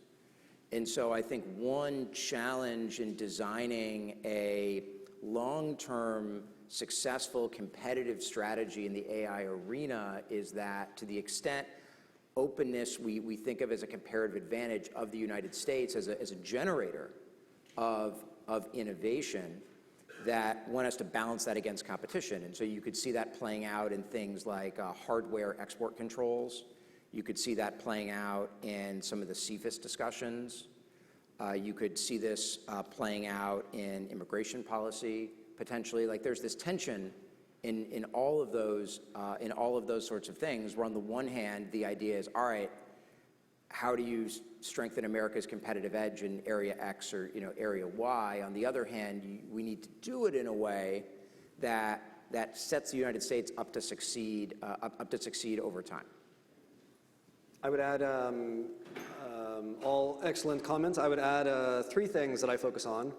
One is investing in basic research, and I would say both widely and in AI in particular. I think this is, in AI in particular, we are in an age of discovery and will continue to be for the years ahead. I think more widely, we, again, at our best, can access this kind of Vannevar Bush spirit of science as the endless frontier, and that we have opportunities to improve our prosperity and our security by wise technological inventiveness. And that's a kind of commitment to basic research that I would love for us to renew our focus on. Second would be education, and STEM education in particular at all levels. I think that is hopefully going to be a growing discussion in the years ahead. I would add a particular opportunity to fund undergraduate and graduate education. I'm a big fan of the government, and especially the national security community, funding scholarships and fellowships for students. I think this helps address some of our talent concerns, not all. It also helps engender a sense of public spiritedness because we have leading technologists who have some part of their education paid for by the Republic. And this is a good thing that we can expand our focus on as well. Third is, and I don't know if we're going to talk more about this in a little bit, is expanding our work and focus on what I would call AI safety, security, and resilience. I think, and this is where I'm not sure if we're going to focus more on this in a little bit, but we should take a lesson from our invention of computer networking protocols and remember that we didn't think enough about security back then, and we're paying the cost of that every day. And so surely we have an opportunity today to think more about security and safe operation and the robustness of a class of technologies that are going to be woven into our economy and society and global military systems over the next 10 or 15 years. And that is a foundation for almost everything else. When we talk about ethics and when we talk about competition and crisis stability, a lot of that is predicated on having machines that do what you want them to do. So that is a tremendous opportunity, by the way, for technical researchers in the audience. This is a compelling and important and worthy area of work for American technologists. One thing that kind of bothers me is our tendency to get fixated around China, and certainly we should deeply respect the capabilities that China is bringing to the fore here. But if you ask me what I fear is the potential of someone like Russia's intent. Just listen to this. AI is the future for all humankind. Okay, good enough. Whatever country comes to dominate AI will be the ruler of the world. Vladimir Putin. Meanwhile, Russia's working on plans to have 30% of their military capability in robotic equipment by 2025. And for me, and luckily my long-serving briefers aren't in the room, but because I tend to have a little Putin thing.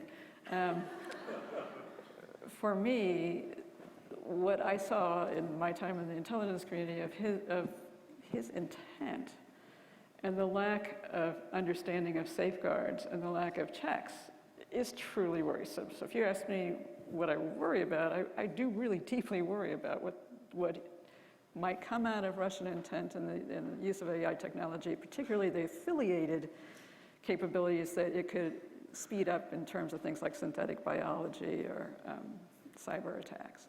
So getting fixated on one potential adversary, I think, is a risk that we would run.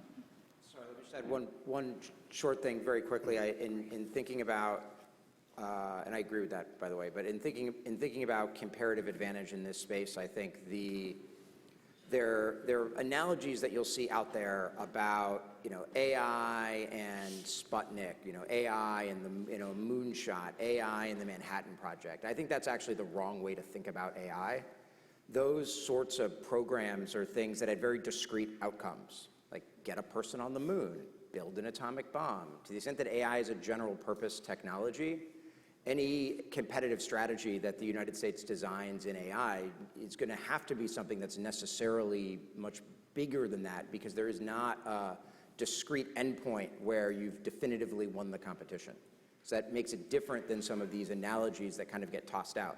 On the other hand, if those analogies are what's necessary to get policymakers to do the right thing, then whatever, ignore my history lesson. Yeah, just on that, first I would just add to the list here of things that we would change is, to Matt's point about alliances, I think we should have an alliance strategy for, both on the protection side and the promotion side. And so I would commend the administration for what I think Chris Ford did at the State Department a couple of weeks ago, hosting what they call MAST, which is a multilateral action on sensitive technologies, to begin a conversation with, most of them are allies, but leading powers who have a big stake in protecting their interests when it comes to things like semiconductor manufacturing equipment and other technologies. And I think there's a lot more that we can do there. And I think there will definitely be lots of challenges. We know what the alliance politics of export controls look like in the Cold War, and they're really complicated, and the reasons why they'll be even more complicated today, given the interdependence of the United States and our allies with the Chinese economy in many sectors. But there's still, I think, a lot of enthusiasm for exploring that, and we should be doing that. But I think we should also be thinking about what kind of burden sharing we could be engaging in with our allies as we kind of make big investments in AI-related fields. To the point that Stephanie and Mike just raised, we are having this conversation in the context of a pretty polarized political context, and we're having it and it's in the context of annual budget proposals that are cutting investments in the National Science Foundation and the NIH, right? And so I think we have to think about how we're going to mobilize, right, support for more investment, which everyone here supports, right, in basic research, in other aspects of S&T, and in 2 or 3 years we'll probably be talking about the life sciences too, with the same fervor I think that we're talking about AI right now. And how are we going to do that? And I think there are going to be some really hard trade-offs as we do that. Some of it's going to be kind of focusing on the competitive challenge from China, and the question is, can we do this in a controlled way, in a way that doesn't, in which we don't shoot ourselves in the foot? But I would say we should try to take advantage of the fact that this is one of the few areas where there is some bipartisan agreement, right, on the scope of the challenge. And you have someone like Senator Rubio talking about the need for us to have an industrial policy of some sort, which is not mimicking China, right? But it's almost, some would argue, America being America again in the way that we were before, and not what we've become since the 1980s. So I think that's just that's a political context that we have to kind of grapple with in this debate. So there are lots of really interesting perspectives. I hope that when we get to the audience Q&A, you'll pick up on some of these issues, and in particular, one that we might table for later is this question of how you deal with allies and partners as both burden sharing and ones who have common interests in thinking about things as such as export controls, but are also going to be competitors for talent, as Tarun mentioned at the start of his remarks too. So another really interesting mix of cooperation and competition in the way the United States and allies need to think about this set of technologies going forward. But before we do turn it over to audience Q&A, I did want to pose 2 further questions to the panel, and I'll give you your choice of which ones to respond to. The first picks up on this question about how values should play into thinking about competition and cooperation, because we tend to often speak about AI competition in this context of, well, let's not let a certain country get ahead, specifically China, or do terrifying things such as Russia. But to what extent should we not be thinking about the sort of relative advantages in progressing that technology and thinking about places where ethics and values really shouldn't be sacrificed in things like privacy, human rights, the law of armed conflict? So that's one set of questions that I wanted to put out there. And the second goes to just the feasibility of actually controlling the spread of AI technologies. So is this the sort of technology where you can preserve an edge in it, or is it likely to diffuse very quickly amongst the international community? And I'd be curious for particularly Mike's and Matt's thoughts on that. So anyone want to take a stab? Sure, since you've compelled me, I will answer the second question. I think it depends on, I think if one imagined a diffusion rate for AI probably doesn't actually make a ton of sense, I think, at the end of the day, for how to think about it. What we should be talking about instead are diffusion rates for particular types of algorithms. And it's easy for me to imagine a world, for example, where sort of very high-end algorithms that maybe only have applications for militaries might diffuse relatively slowly because they're more excludable, essentially. It's easier to, some of the investment and development in them can be classified. It can be easier to sort of keep others out. But many applications of AI, if you think about natural language processing, computer vision, et cetera, and many are not going to be the sort of highest end, most exquisite algorithms. And in those, I think controlling them is almost impossible, since you have many countries around the world with elite researchers, many countries seeking to ramp up their level of compute, and many countries that have companies that have commercial reasons to invest in those sorts of capabilities. And so I think at the low to medium end, we would expect the diffusion rate for many types of algorithms to be relatively fast, say certainly faster than like stealth. But we would imagine at the highest end, there are probably some types of algorithms, either due to the hardware investment required to create them, or because they're exclusively military properties about them, where we might expect diffusion to be slower. How about a short answer on both? Great. Export controls. Export controls and technologies, I have a personal bias in that I am deeply, naturally skeptical of the achievability of positive results. I think I'm also wary of the high. Naturally? Actually, from our experience with space export controls, I think our space export controls were widely written and then enforced in ways that were extraordinarily broad and that were ultimately counterproductive. Not just limited in their utility, but actually counterproductive.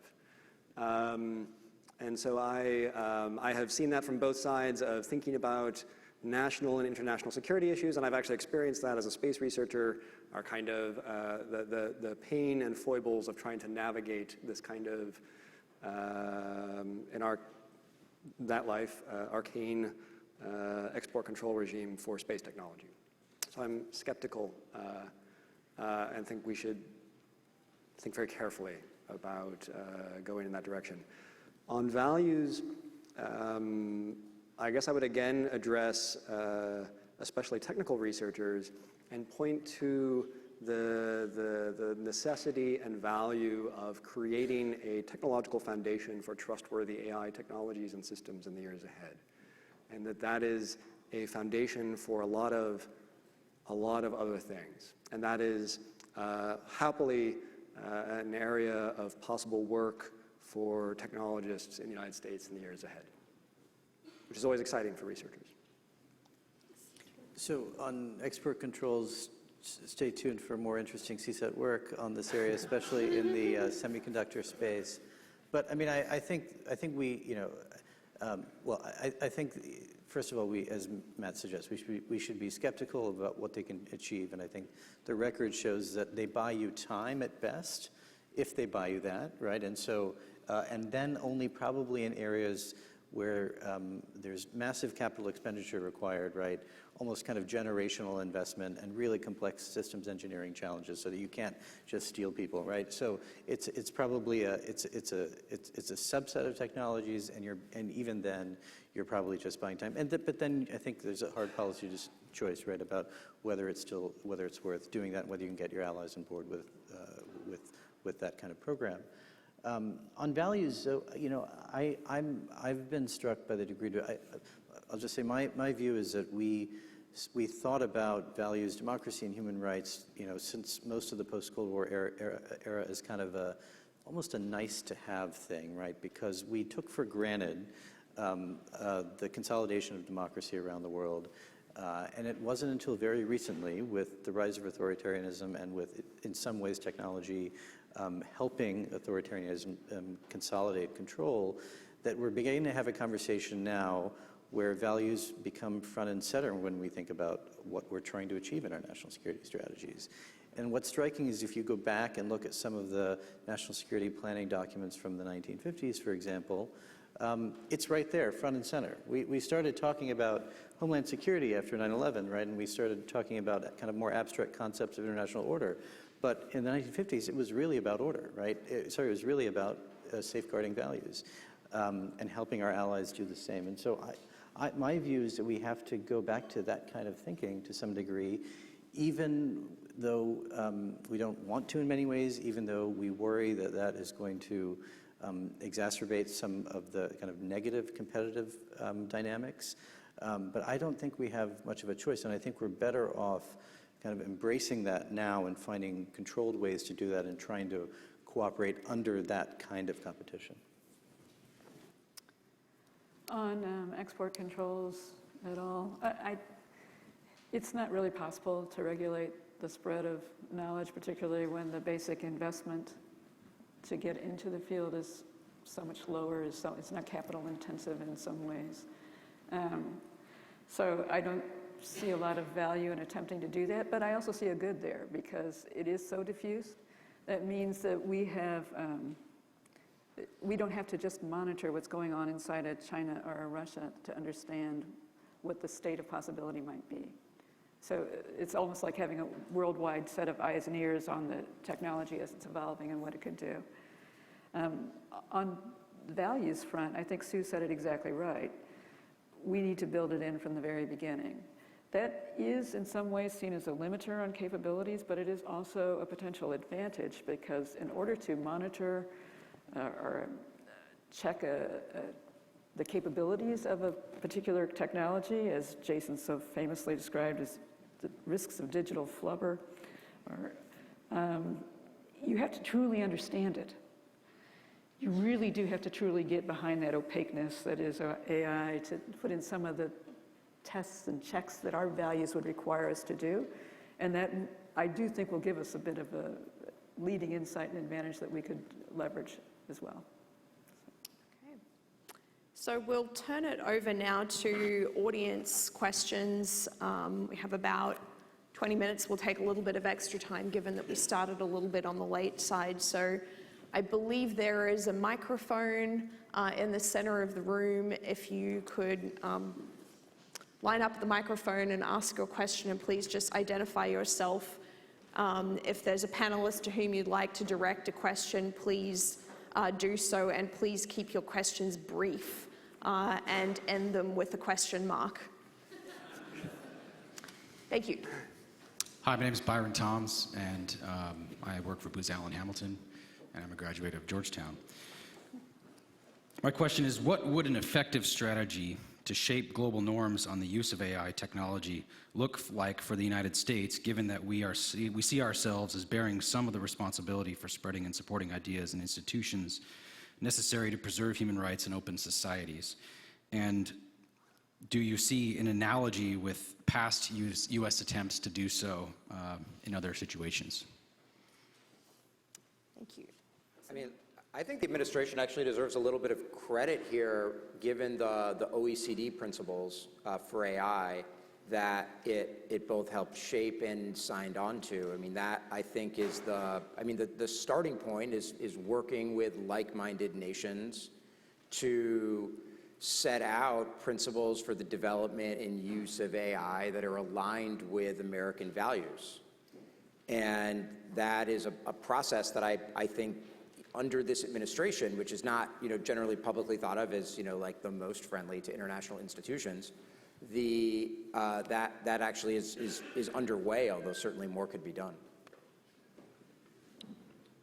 I totally agree with Mike on that, and I think the question now is, how are we going to go about, what's our diplomatic strategy for implementing that? Because they're pretty broad principles and really commendable. And so what worries me is that we're still, I think, in this kind of, we're in a mode of kind of not fully engaging in international institutions where these conversations are happening and where we will actually shape whether these principles are implemented or not, including in standard setting bodies. There's a conversation about pulling out of the International Postal Union, for example. I think we should be doing exactly the opposite. We should be having an offensive in all of these institutions everywhere to make sure we're defending our values and promoting them. Just one thing, it will be slow, no matter what, whether we go full out, engage everywhere, it will be slow. We certainly tried across the board in the last administration. I'm not sure how much we were able to move the ball, but just doing it helped, I guess. The other thing I would say is that we need to, and this is particularly for the IC or the future analysts out there, it needs to be predicated on a really true, deep understanding of the cultural norms in different societies. Particularly the way that our society, Western societies, might look at privacy versus societies that will value security over privacy, or who are more willing to make other trades. Unless we take those blinders off, we're going to be talking past each other. So. I would add only, I think we have great opportunity over the years ahead to articulate principles about how we develop and use AI technologies. We also have opportunities to show parts of our research investments to our allies and partners and have part of the conversation be, here's how we're actually instantiating these ideas in our investment programs and our research programs. We would love for you to do the same, whether on a coordinated basis or even on a collaborative basis, because that is both an opportunity to shape global norms and to benefit strategically from close relationships with our allies and partners. And I would just add very briefly one quick comment on thinking about engaging with countries who may have what appear to be very different value or ethical systems to the United States. So thinking specifically in the case of China, there are certainly going to be opportunities to cooperate and for agreement on some types of norms, but not necessarily others. So there is a deep concern, I understand, with privacy questions among some Chinese citizens, certainly insofar as they relate to the private sector, if not necessarily the government. So working out those points at which you see convergence in values and differences in values, I think will be helpful in going forward with that process. So next question. Hi, my name is Chris Bird. I'm a grad student at Tsinghua University and Johns Hopkins SAIS. There's a lot of agreement in the panel on what the relative strengths of the U.S. are and this AI competition sort of thing, what the overall posture should be, and even concretely what the U.S. should do. So I want to know, what are the bottlenecks? I mean, things that have come up, immigration reform, investment in R&D, defense procurement, potentially, generally reforming the education system. Like, these are things that tend to be thorny. What are sort of obstacles to like getting the U.S. on the right track in some of these areas, and what can people in this room do to move the needle? Here, since Tarun was pitching CSET, let me just start by briefly suggesting the National Security Commission on AI, where I guess Jason Matheny, director of CSET, is also a commissioner, so whatever. Is issuing, is underway, I think, working on those things. And to me, there's a big difference between things that can be solved with executive action or dealt with executive action versus things that require congressional action, because the latter is just so much harder for reasons that are not substantive. Other thoughts?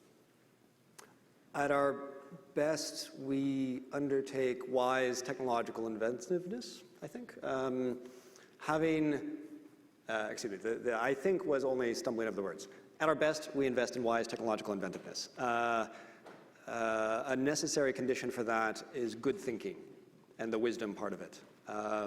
So something that everyone here could do, that scholars can do, that technologists can do is, it's going to sound a little bit trite, but really produce good thinking on this. Write books, more papers.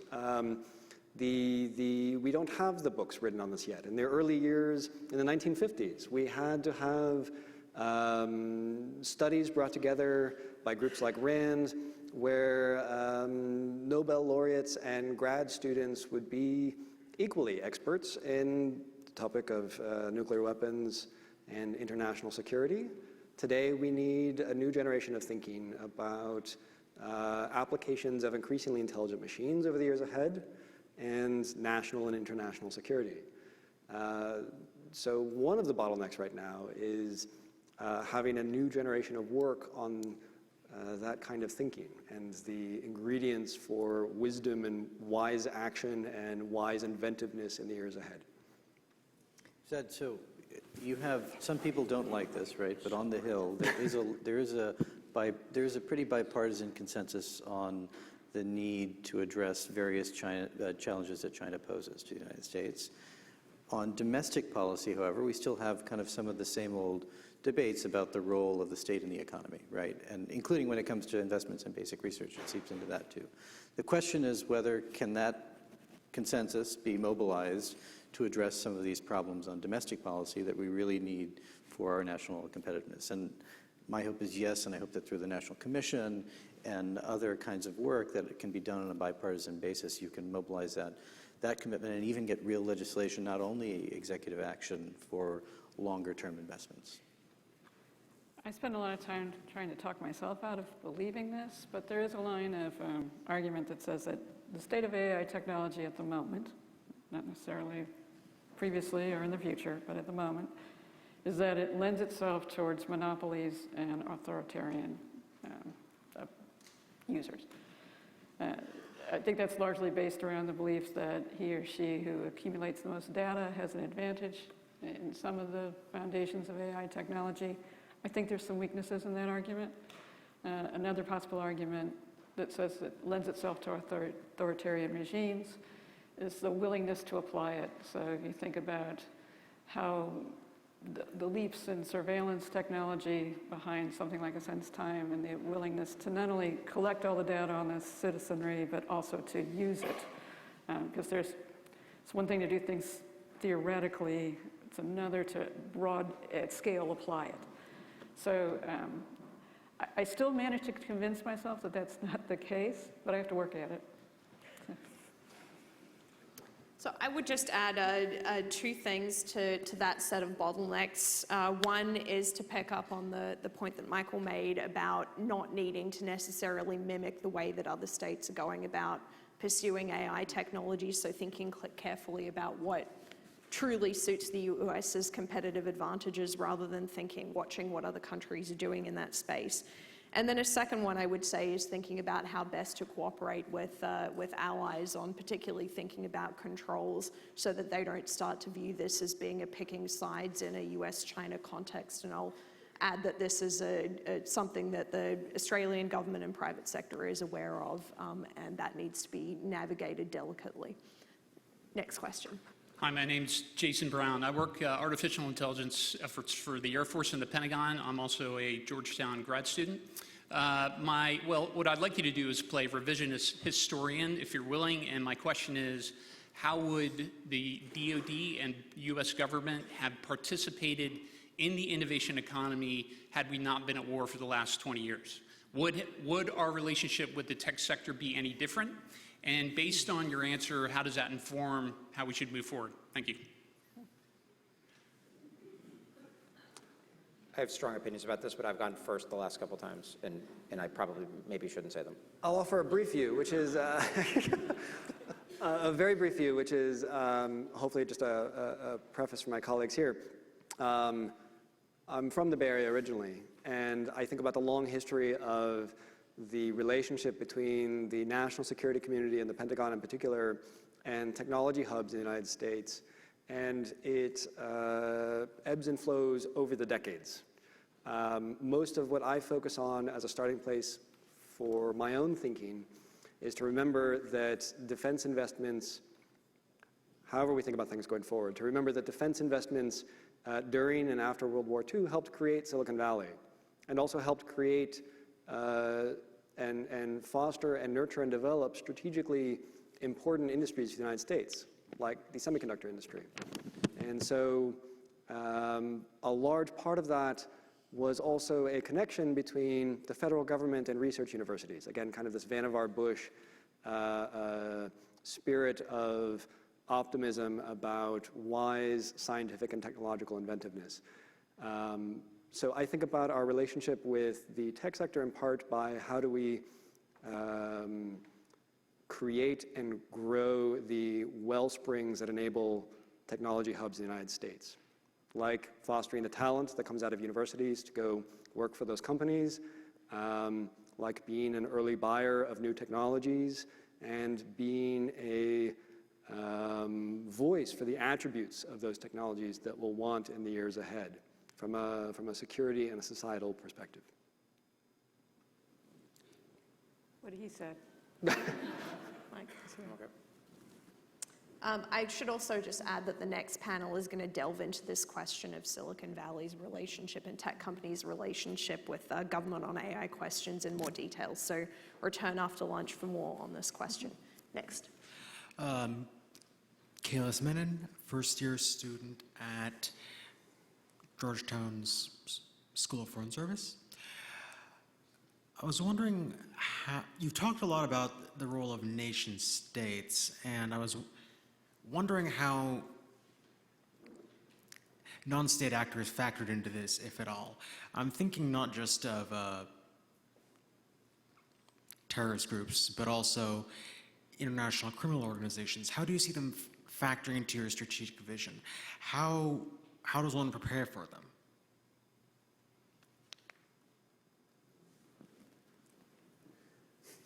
Well, we get frightened by it, I can tell you that.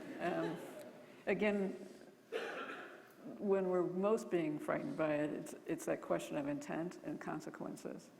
So you normally feel like if you're dealing with a nation state, they have interests that you can somehow work toward potentially some kind of win-win situation, whether it's things like deterrence or whatever it was in the past. You can at least work toward their interests, and you can reach some agreement. That is not an opportunity you often get with these non-state actors, and they often don't have that long-term view of consequences. So it's one of the things we worry about a great deal. And you'll see us talk about that on proliferation topics writ large. I mean, that is the basic driver behind worrying about proliferation. You have to start dealing with all these actors with unknown long-term calculus. So that didn't give you an answer. Any other comments on the non-state actor question? I would just say, to the extent that one believes that commercially available algorithms might be useful for, say, violent non-state actors seeking to maybe pilot drones or do other kinds of things. I mean, we would expect that they'll, just as they have in a bunch of other capability areas, that non-state actors will figure out ways to leverage commercially available technology to try to generate more destructive power. Okay, next question. Yeah, okay, thank you. My name is Li Yang. I just think high tech is very important and very useful and should improve the productivity a lot and to should detect a lot of things like violation of human rights, discrimination or harassment. But on the other hand, in these several decades, I think at least in private and public sector is the same. They try to victimize whoever who can go ahead and try to victimize them. For instance, way back, you should have a computer, but they don't even allow you to use a computer or any phone or even computer or typewriter. They just take everything tools away from you and they try to victimize you by labeling you with all kind of harassment. And there's loss of the files or the tools or documentation. So I just wonder, if we are doing this way, we are having a lot of mass incarceration. And that means they don't really target those wrongdoers rather than victimize who is going ahead. So our productivity is going backward. Excuse me, could you please move to your question that you'd like to pose to the panel? Yeah, please? I'm going to ask question. I just wonder if we can really use our tools to detect the wrongdoers and document the good information so we can go ahead with all kind of collaboration rather than try to say everybody is spy, everybody whistleblower is against our own friends, our own government. Because this is tearing ourselves apart and tear our family apart. Thank you very much. We have to build a good society rather than the other way around. Thank you. So does anybody want to comment on this question of dealing, I guess, with the values of privacy that come with exploiting AI technologies? I would just say very quickly that, I mean, this seems sort of like the Spider-Man test to me, in that the sort of with great power comes great responsibility. And, you know, and I think actually one of the biggest challenges that we in the United States face as a society is you know, it's almost like, who do you trust less, the government or private companies in safeguarding your information, when the truth is, I mean, for any sense of what privacy is going to look like in the 21st century is going to, I think, require both governments and incredibly, you know, wealthy, empowered private actors like Apple, Google, Facebook, you know, whoever, to behave responsibly. And these are genuine challenges that we're navigating in real time as a society. Okay, thanks. Next question. We might take both of the last two questions together and then turn it back over to the panel. My name is Peggy Evans. I'm an advisor to CSET and an SFS alum from many years ago. My question is, what is a good construct for us to consider when we're trying to determine relative investment between algorithms and the hardware that enable them, particularly given the recent lapse of trusted hardware facilities in the United States? Thank you. And next question. We'll turn it back over. So, a very different question actually than that. Sebastian Viscuso, I'm a George Mason master's student, international security. There, of course, are real fears inherent in AI about revolutionization of our society, militarily, economically, and how we do things. But a question that I have is, to what extent are fears based around artificial intelligence more based on uncertainty than real threat, real fear inherent in new technologies? Okay, thank you very much. So I'll give the panelists a choice of those questions with one more question of my own, which is, what do we need more of to answer these important questions about AI competition? More data or more debate? I'm going to punt on that one and say more people, but from my own view, I would tend to lean toward investment on the hardware side a little bit right now. Largely because I think I can look out there and look at the landscape and see that there's plenty going on without potentially specific government funds going into the rest of the AI field. So I would lean toward the hardware side of investment. I also have a personal bias from many years working autonomous systems that we might get the algorithms there, but I don't think we have the sensors to back up things like autonomous cars. So there's a whole bunch of hardware shortfalls in my view. And we have, as the US, we have a definitive advantage from some of our hardware base.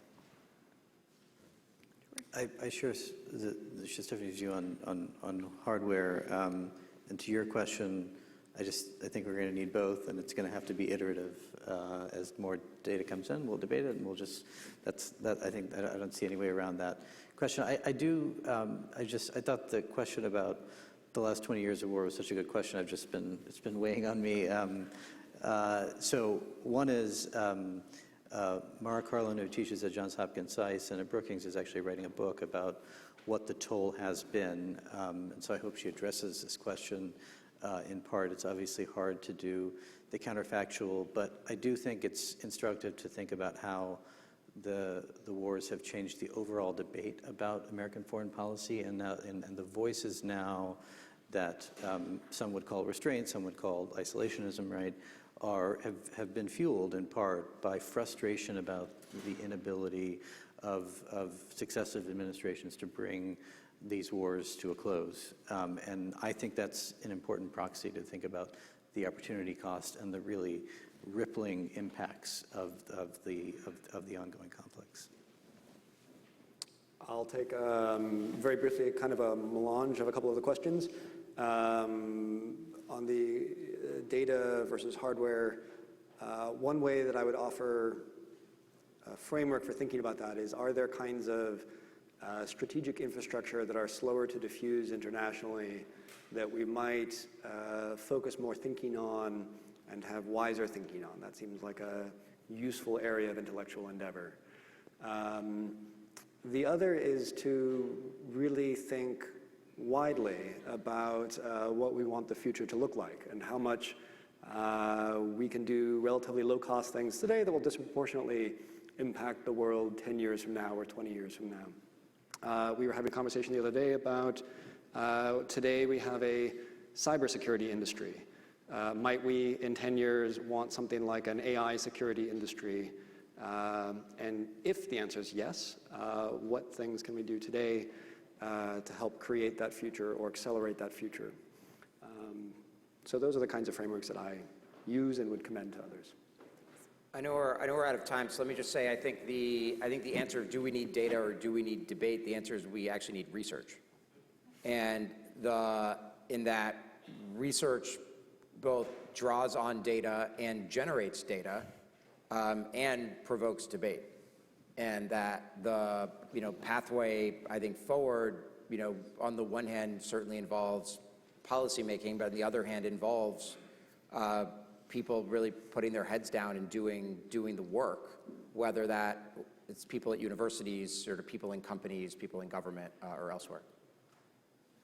Okay, well, I want to thank all of the panelists for providing really insightful perspectives on a range of questions. We didn't answer all of the questions, but I will say that I was struck by the optimism as well as the I guess, richness of perspective. So thank you all for your questions. Thanks to the panelists. Please join me in a round of applause.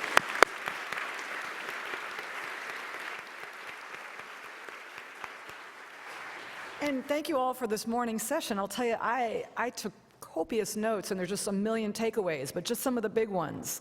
Sue Gordon, it really is all about the data. Data, data, data, data, data. Make it free, no ownership, respect privacy, infrastructure so that you can transmit the data, and that's when you're going to see the transformation. From this incredible panel, Fiona, in the US-China race to dominate AI, the US were worthy competitors. We've got an incredible environment, an incredible military, an open environment. We're competitive and we're collaborative.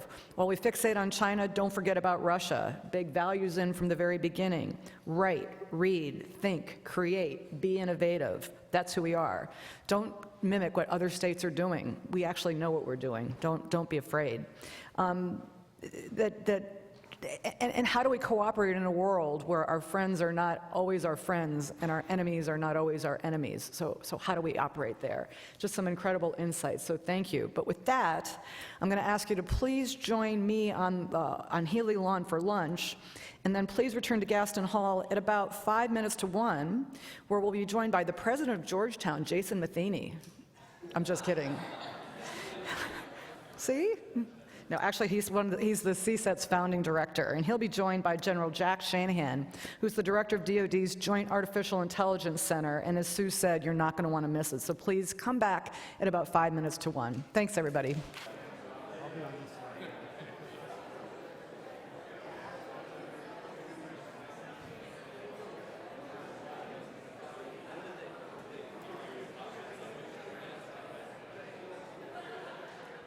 Okay, can I get everybody's attention, please? Hello, hello, hello. Can I ask everybody to take their seat? So welcome back, everyone. That was a perfectly lovely lunch. And we all are rushing back because this is the fireside chat that everyone really wants to listen to, although it's not much of a fireside, it's a flower side. Yeah, we don't want to do that. Correct. I don't think we want to do that. But I'd like to welcome our speakers here today. Jason Matheny is going to be interviewing General Jack Shanahan. I introduced Jason as the president of Georgetown. For those of you who are confused, it was just me who was confused. He's not. But I know Jason from when he was the Associate Deputy DNI and Director of IARPA.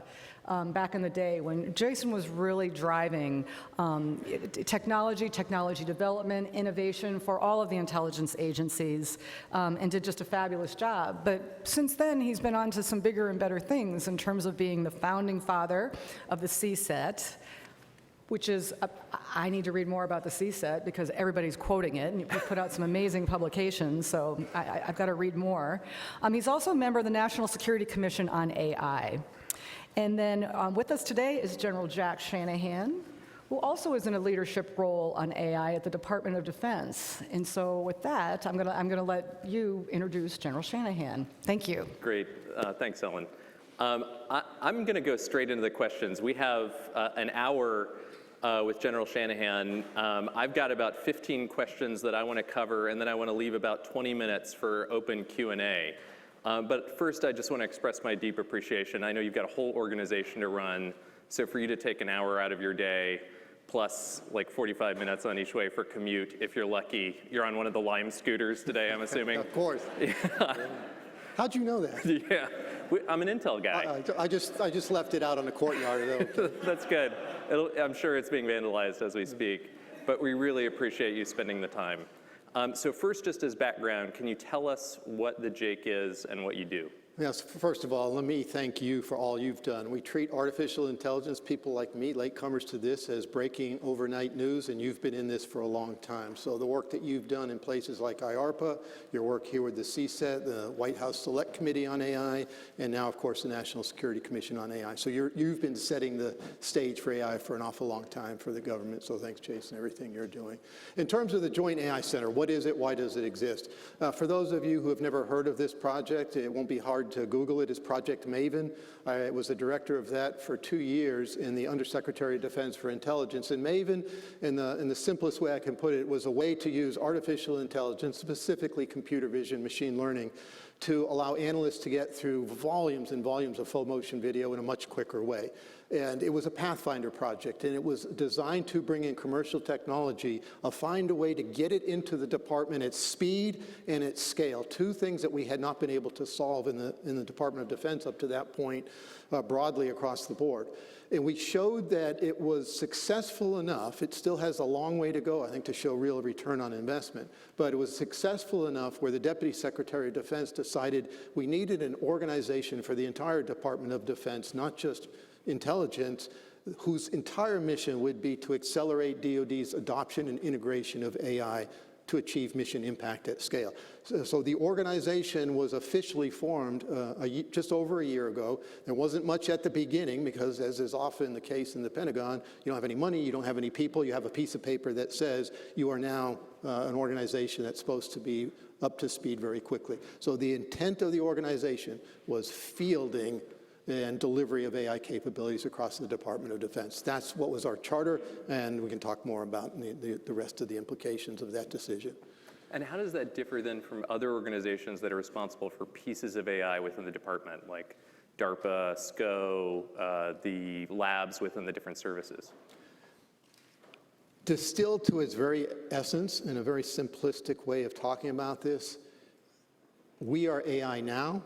The other organizations you mentioned are AI next. I think that's a helpful breakdown of who's doing what. It's more complicated than that. The idea of we're focusing on taking existing capabilities and get them into the field. And another reason we stood up the JAIC, the Joint AI Center, was to get across the technology valley of death.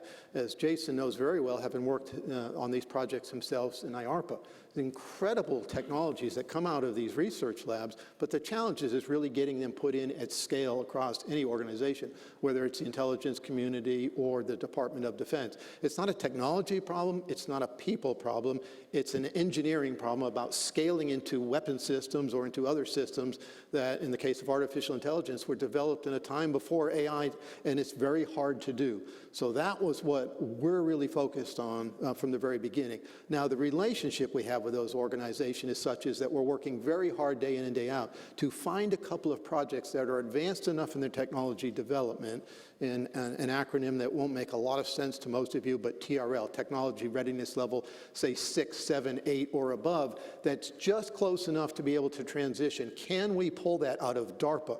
Can we pull that out of the Strategic Capabilities Office? Or can we pull it out of the Defense Innovation Unit on the West Coast, who we work very closely with, to begin to get it to the rest of the Department of Defense? It really is about finding a way to get across that technology valley of death. So starting a new organization within the Pentagon that's focused on the technology priority that's listed in the National Security Strategy and the National Defense Strategy can't be easy. So can you tell us what you've learned from standing up such an organization within the Pentagon? What have been the biggest challenges? What have been the biggest surprises? Yeah, well, it's the Big Bang Theory. You have to create something out of nothing, which in the Department of Defense is never a trivial task. We've had to create this organization from the beginning. And as I said, we didn't have, a year ago, we had maybe 10 people. I wasn't even officially confirmed into the position yet. I had really no money to speak of. We didn't have a place to work as a team. And a year into this, we now have almost 120 people when we have contractors included. We have a very healthy budget for the next fiscal year, which begins just in a week. We have an entire facility or building, floor of a building over in Crystal City. So it's a real organization. I do get frustrated sometimes, having worked on Project Maven for 2 years, that we're not moving fast enough. This is such an imperative for the country that I know we need to move faster. And yet when I stand back and look at the forest instead of the branches on the trees, I realize we've actually accomplished a lot in the past year just getting the organization going. But when you asked about some of the biggest challenges, I guess I would put it in a way that we're trying to build a startup culture and a startup organization as part of the institutional bureaucracy. That's not easy to do. We have to do both. If I'm going to get funding over the next 5 years, I have to learn to speak the language of the institution and advocate for that money. I don't have angel investors that I go to. I have the Congress, who demands accountability, and I have organizations in the department that ask me to prove why we're asking for, or why we need the money we need. But on the other hand, to really embrace AI the way that Jack Clark and Raj Shah will be up here after us, talking about how fast commercial industry is capable of moving in this world, we have to get that startup culture right. So it's a fine balance, and sometimes it's hard to get it right. And I really worry day in, day out that the process begins to dominate product. I can't let that happen, which is why DIU is so effective. It's tight, it's small, it's agile. Can we take that same approach as we scale across the entire department? For the challenges, how many of them come down to data and data policies? How much of it comes down to access to compute, access to talent, the other kinds of resources that we heard today? When we spent 2 years building what the AI fielding pipeline looks like. Yeah, it's not any different for the Department of Defense than it is for any company trying to embrace artificial intelligence. And what we learned is what all those organizations and companies and what you learned in places like IARPA, 80% of our time and resources are spent on the enabling functions, not on the algorithm itself. The companies do this for a living. They're very good at it. Commercial companies put out algorithms. The most talented people in the country that have been working on these, and these startups to the biggest telecoms and data and cloud companies in the world, they know how to do technology. What we're faced with, as you were suggesting, is just data management being one of our core challenges. How do you find, clean, curate, label, take that data, train an algorithm against it, take that model, and then integrate it into the system never designed for AI. So I call that the bookends. So in the middle, you have your training your model, but on the other ends of that, you have all the other enabler functions, which turned out to be I won't say more difficult than we expected because we didn't know what to expect, but it matches exactly what people like Andrew Ng would say, here is what's going to happen to you when you try to embark on an AI journey. So not giving up in frustration, which is very easy to do, which is why we stood up the JAIC, because too many people were stopping projects. They didn't know how to get through the data management problem. They didn't get through the integration, sustainment, and long-term continuous integration, continuous development of algorithms, which is a whole story by itself. And can you tell me about some of the applications that you're prioritizing and how you picked those as priorities to start with? Yeah, again, some of this goes back to people like Andrew Ng, and we had advice from a lot of different luminaries in AI, in academia and commercial industry, Andrew Moore in his previous role at CMU, and a whole bunch of others, whose message was consistent. Start small with a manageable, bounded problem. Show that you can get success out of it, and then figure out how to scale. And that was the approach we took with Maven. I mean, we didn't start with Maven with an artificial intelligence answer. Then we went out in search of a problem. Our problem was bounded. It was too much video for an Intel analyst to look at. It was excruciatingly painful for analysts to sit there and look at video for 12, 13 hours a day. So we knew there had to be a solution. It was in the form of computer vision in commercial industry. But in terms of the JAIC, we started with two problems that already were underway.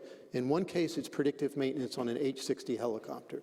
Special Operations Command and a particular unit under it had some prescience here and putting sensors on the helicopter and keeping the data that was being collected from those sensors, and then we're able to join what is already underway in artificial intelligence, machine learning, to do something with that data. And it was a particular problem with the helicopters. In a certain condition, you could get sand into the engines, very high temperature, and it would potentially fuse the rotor blades. Very bad situation. Could you predict when the likelihood of that would exceed a threshold that you might have to replace the engine? So we embarked on that with Special Operations Command, with the Army AI Task Force, with Carnegie Mellon. We're actually the ones developing the model for that, and that has been underway now for really the past year. So we've actually delivered capabilities on that one. We'll move to Army, Navy, and Air Force versions of that helicopter. And the other one, which was a natural fit for us because Maven had started it, is humanitarian assistance and disaster relief. Again, two specific parts of that. We didn't make them up. They were being asked of us from the people on the front lines. In this case, we were looking at how do you detect fire line perimeters, show a probability where that is in real time using full motion video. In this case, it's semantic segmentation is the actual artificial intelligence, machine learning piece that we're doing. And then another one is flood assessment, flood damage assessment, road obstructions, building damage assessment. Those had been underway in various places, but we took what was already existing in Project Maven and repurposed it for us in the JAIC because it's continental United States, it's not an intelligence operation, it's defense support to civil authorities. And the other really strong benefit of that one is there are a lot of people who have some reservations about working with the Department of Defense on AI. Everybody wants to work with the Department of Defense on HADR, Humanitarian Assistance Disaster Relief. It's a very good one for people to get into, from the biggest companies to NGOs to other international partners like Singapore. Well, I believe we have a Singapore representative today in the audience that we're talking with them on some collaboration opportunities on this very subject, on HADR. Then we've just started, we're a couple of months into cyber defense, which results have yet to be determined. And then we'll get more into warfighting doubling operations over the course of the next year. So those are the first real 3, and then the 4th one going bigger. Looking further out, say 10 years, where do you think the most important applications of AI will be for national security?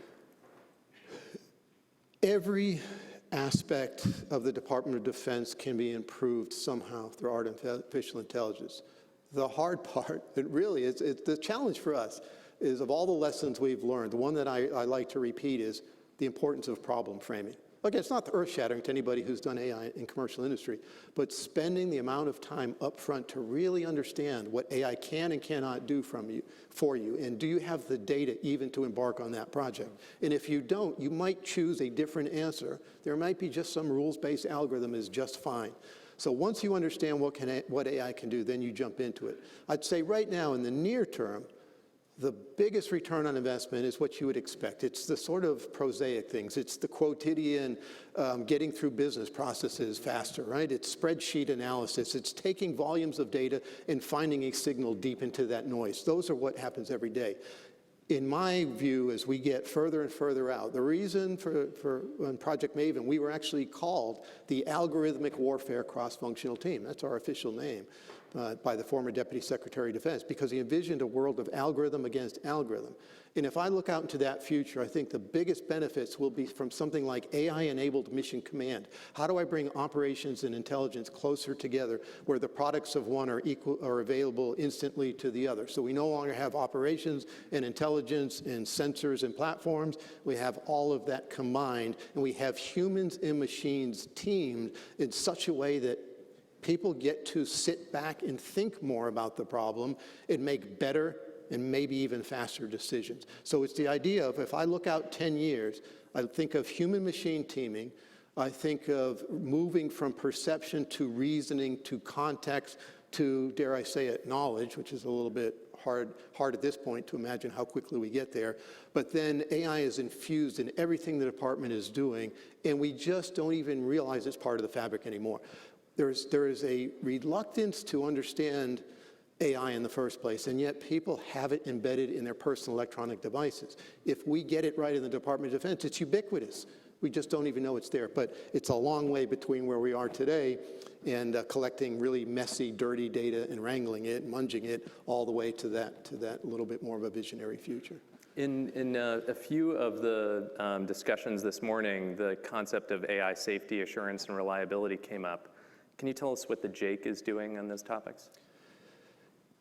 As I say in a lot of settings when I'm asked about this part of it, I've been in uniform for over 35 years, and I'm spending more time thinking serious about the safe, lawful, and ethical use of AI than I have at any other point in my history.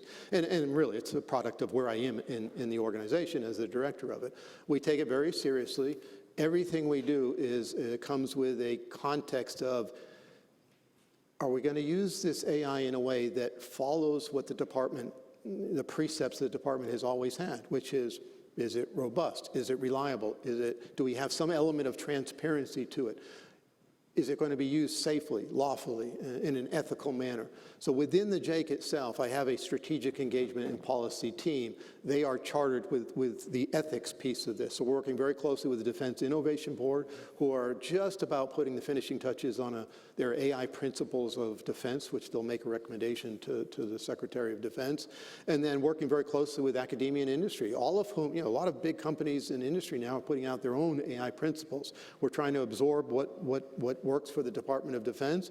Looking in the near term of bringing in someone that's, I say ethicist, that got a little misreported the last time I said it, but it was my own fault. It'll be someone who's a technical standards / ethicist, that as we develop the models and the algorithms together, that they can look at that to make sure the process is abiding by sort of our rules of the road, as we say.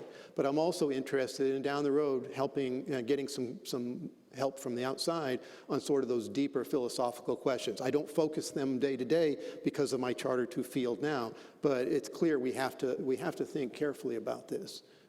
Great.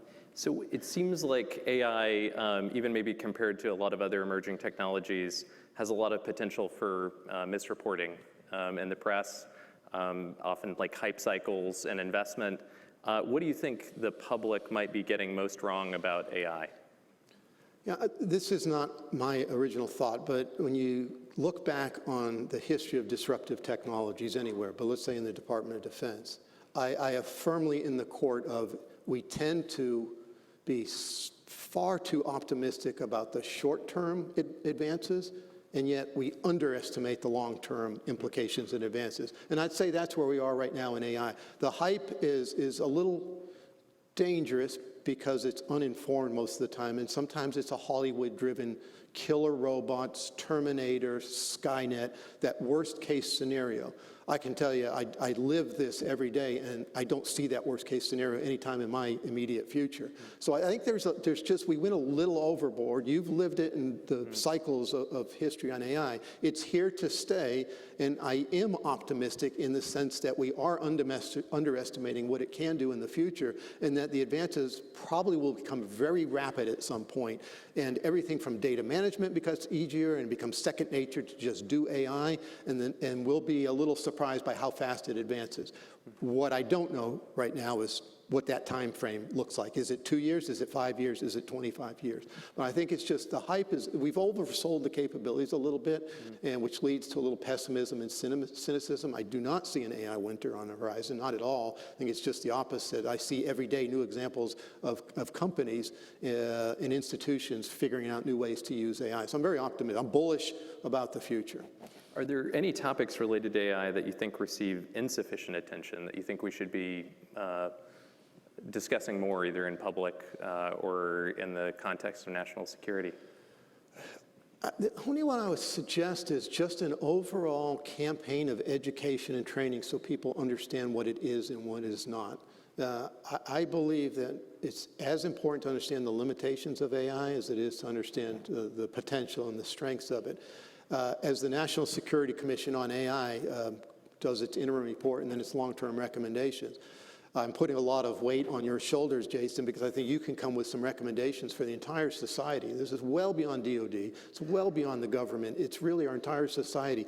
Do we embrace AI as our future with all its implications, good and potentially bad? Job losses, the ethical concerns about how it could be used. Do we understand it? Do we at least all start from a point of common understanding, or do we jump in it with just vastly misinformed, ill-informed, or hyped understanding of what AI is all about? So I think if I were to pick one, it was this idea of, can we get a sort of better understanding of what AI really is? Is there an American approach to AI that you think distinguishes either our approach or the approach of democratic nations or NATO allies from those of other nations? Is there something characteristic about our approach? And what are the advantages and disadvantages of that approach relative to others? Yeah, rather than say American, I would stick with the sort of the democratic open society approach versus one that is based on authoritarian repressive regimes. I think there is a distinction to be had. I will say I believe we're in a contest for the character of the international order in the digital age. And it's very important that we get this right. Everything we do is very open and transparent. We talk about ethics, not just on the research side. I talk about ethics, and I'm responsible for fielding capabilities. I do not see that same approach in Russia or China. I just don't see it. There are suggestions that the Chinese, Russians are interested in ethics. I do not see that coming out of the government institutions. I see just the opposite. It's fielding very fast. I don't know what kind of rigor and discipline they put behind their test and evaluation. What sets us apart is our ability to do, or our focus on real rigor in test evaluation, validation, and verification before we field the capability that could have lives at stake. So that idea of being, the idea of trust, transparency, collaboration, openness about what we're trying to do. Now, the Department of Defense, to be fair, has been criticized for not being open and transparent on certain things in the past. But in this area, I think we're actually doing fairly well, trying to say what we're doing and why we're doing it. I do not see that same approach coming out of China or Russia. So thinking about countries that might deploy AI systems before they're fully tested, has the department been thinking about how to defeat those systems before they become unsafe in a battlefield? Well, you'll not be surprised I won't fully answer that question. Yeah. I will say that you know much better than I do, but I have a new appreciation for the fragility and brittleness of the systems that are in place today, whatever country we're talking about, because they're all based generally off the same open source models, frameworks, and standards. So they're not fully hardened yet, as we say. We know we have to protect the most important components of the AI pipeline, beginning with data. We must protect our data, we must protect our supply chains, we must protect the models themselves. So I would say we're taking an approach that acknowledges all those, like we've done with every technology, makes it a little harder with this one because it is such an open source, and it's a commercial technology, it's not a military technology. On the other hand, we're equally interested in where vulnerabilities are that we could take advantage of. I will say there's no differences. I think of electronic warfare as a pretty good action, reaction, counteraction, counteraction, or now cyber. It's kind of the same way, offensive cyber, defensive cyber. So I think that's a useful analogy. It's just AI might move a lot faster than that. So the JAIC recently posted a large number of job openings covering pretty broad range of disciplines, of technical specialties, as well as policy specialties. Can you tell us a little bit about those openings, especially for folks in the room who will be looking for jobs either soon after the end of this meeting or later in the year? We're very close, maybe within a day or two, of AI.mil being available. We do own the domain AI.mil. We will have our links to the recruitment page on there, should anybody be interested.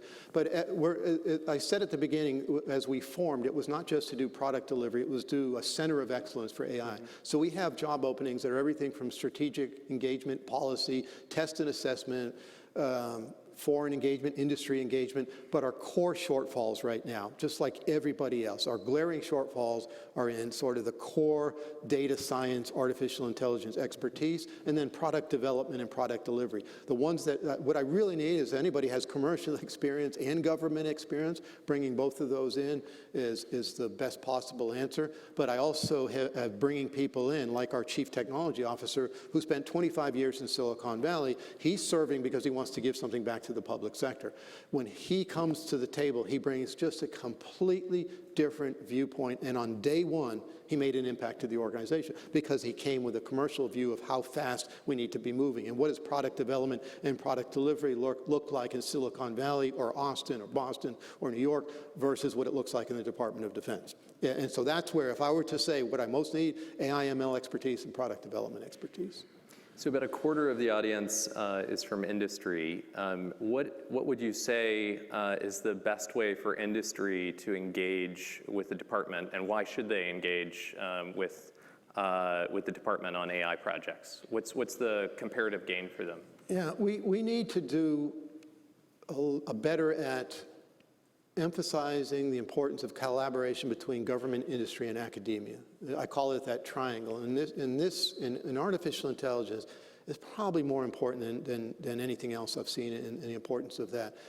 On Project Maven, we were very aggressive in going out and seeking commercial solutions, even the smallest startups. But it took a lot of very hands-on engagement because these small companies, and even some of the bigger companies, were not working with the Department of Defense on artificial intelligence. They didn't know how to find the Department of Defense, what we were looking for, and they didn't know where to begin when it came to doing contracting and acquisition with the Department of Defense. We had a lot of work to do there. There's taking the same approach for the JAIC is we want to work with every possible partner. My challenge right now is I don't need pitches. What I need to do is say, here is our well-defined problem. Do you have a solution for that? So we're doing more industry days. Last year we did a Maven JAIC industry day, which was very broad. The feedback, the criticism we got is, could you be more specific? So for each of our lines of effort, we will have more narrowly focused industry days where we'll solicit from industry and we'll have white papers and we'll see if those white papers progress to follow-on discussions and potentially to contract. But we're very interested in working with everybody, from the smallest companies up to the biggest companies in the world. Okay. So a half of this audience are students. What should they be thinking about as they complete their studies here? What advice do you have for those who might want to work at the intersection of AI and national security? As short as we are in the country of AI, ML, various forms of artificial intelligence expertise, we have a lot of it. We have a lot of technical experts in this country. We have a lot of very bright students coming out of universities, places like Georgetown, that are at the top of the game in policy and national security. What I need, if I can find a combination of people who can do both, to bridge the gap between the tech community and the policy national security community. Because what we end up with today, and I'm guilty of it as anybody, so I'm not throwing the brick without some justification, is we have very senior people who just don't understand the artificial intelligence ecosystem and the technology. And we're trying to make decisions, big decisions about where the department is going. Same in terms of developing future policies and national security. I will plagiarize and paraphrase pretty roughly, I think it was Sir William Francis Butler said, "The nation that separates its scholars from its warriors will have its thinking done by cowards and its fighting done by fools." There is this idea of the tech world having a better understanding of what you're actually developing and how it could be used for good or for bad. And then on the other side, the people that are making these big security and policy decisions, do you really understand what this technology can do as a force for good or as a force for bad? It's a technology. It could be used in either way. So that's what I'm looking for, so that somebody could come in. I need attitude and aptitude, number one and number two. Either way, you can reverse the order. But beyond that, somebody that can bridge that gap between the policy world and the tech world. And I think the panel after me can probably talk some more about what that should look like. Great. And are there specialized fellowships within the department for folks who are pretty sure that they want to spend some time within the department? There are. Most of those are run in other places of the department. What we're trying to do is put together a plan to have some fellowships within just for the JAIC. I did have 2 college interns with us this summer, mostly by serendipity. One came from Cornell. He was a freshman. He's going into his sophomore year. And I had my personal mic drop moment was he left for the summer and he had an office call with me. And unsolicited, he said, "The JAIC is a cool place to work." And I was done at that point. I wasn't expecting that, to be honest with you. But it is a cool place to work. We are trying to move fast and get the right kind of people in the door. And we do have opportunities for people. But it's going to take us a little while because it's, again, starting a new organization. So I have one more question before I turn it over to the audience. You have been, I think, unusually open and candid and clear in the way that you've talked about the JAIC, and I think you've earned a lot of goodwill from that, both within the national security community and from academia and industry. What was the reason for that? Because I mean, you could have opted for a different strategy. One that had a little bit more of a bunker mentality. And second, what have been both the benefits and the costs of pursuing that strategy? My ultimate rationale has been that in this emerging technology, disruptive world that we're in today, many of the fastest advances are coming from the commercial industry. It's not that they're not happening in DoD. The research is as good as it's ever been in the department. But in this place of AI, cloud technologies, it's happening so fast that if we're not open, if we're not transparent, at least to talk about what we're trying to do, then people will assume on our behalf, and sometimes those assumptions will be on the worst case, as departments going straight to killer robots. What I'm trying to do is reset the conversation a little bit and say AI can be used for good. We have a lot of people in harm's way. Humans are very fallible. In combat, they are particularly so. And friction and chaos of war is going to make people make bad decisions occasionally. Can we use artificial intelligence to make better decisions, to make more informed judgments about what might be happening, to reduce the potential for civilian casualties or collateral damage? I'm an optimist. I believe you can. It will not eliminate it, never. It's war. Bad things are going to happen. But there's a deterrent effect of not wanting to fight in the first place, but if we have to fight, that these capabilities can be used in the best possible way. So my rationale has been we ought to be talking about it. And I don't want to shy away from it. I'm not going to go straight to lethal autonomous weapon systems, but I do want to say we will use artificial intelligence in our weapon systems for the reasons I just stated. It's to give us a competitive advantage. It's to save lives and help deter war from happening in the first place, us, our allies, and our partners. And if we don't do that, I think we're worse off for it. And I'm not sure everybody agrees with me. I will be honest, that some people think full speed ahead. I don't care what commercial industry thinks. We're just going to go do this. This is too important to get it wrong. AI is critical for national security. Table stakes are very high right now, and I think we ought to do everything we can to win and not lose. Great. So I think we have some microphones set up. And while we wait for folks to approach it, one really quick question. Based on what you said about 80% of the investment really being on this enabling infrastructure, it seems like a really good move to have set up the JAIC within the CIO office. Was that strategic? I mean, was the understanding from the start, a lot of this is going to be about connecting pipes and getting databases to work with one another? Yeah, very intentionally by the Defense Department's Chief Information Officer, Dana Deasy, a man who came from industry and knew from the moment he walked in the door the way the department needs to move is towards digital modernization. He says digital modernization. I say that's synonymous with warfighting modernization. As we move from a hardware-centric world to a software-driven age, from industrial environment to information age, we have to do a couple of things simultaneously. One is AI, cyber, cloud, and C3, command, control, communications. It's those four pillars of digital modernization converging in such a way that will make the difference, I believe, between success and failure in a future fight. And so by putting it under there, he's the one responsible for that digital modernization. So rather have it as an appendage somewhere else, which is an open discussion a few years down the road, be honest with you. If he were here, he would tell you, we'll see where it should be 5 years from now. But in terms of getting the department moving with speed, with alacrity toward digital modernization, it's the right place to be. Thank you. First question. Hi, good afternoon, General. This is Scott Massiani with Federal News Network. I'm a reporter. I understand that you're teaming up with GSA for some of their centers of excellence. So I was just wondering if you could tell us a little bit about the rationale behind that, and then secondly, what some of the expectations are, considering you're still a fairly new organization. This is just inked, as we say, so the details, I don't have a lot of details beyond.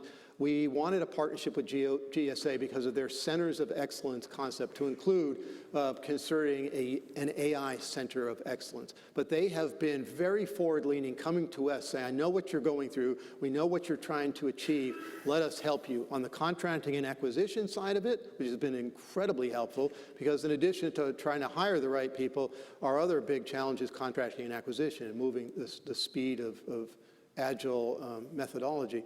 So that is a big part of it, and they've offered to help us pretty much in every single line of effort. Everything from intelligent business automation, once someone would say robotic process automation, we've got to start on that, to some other help in contracting acquisition, and to our JAIC, or our Joint Common Foundation, which is that platform that will be common to the JAIC, that will be a place for data, tools, libraries, DevSecOps environment, basically a platform as a service. So they're offering to help us in each one of those areas, and they have a chief of their technology section who has been so supportive of understanding where the JAIC is trying to go, and has immediately jumped in to offer the full support of GSA. So I'm very appreciative of what they're done.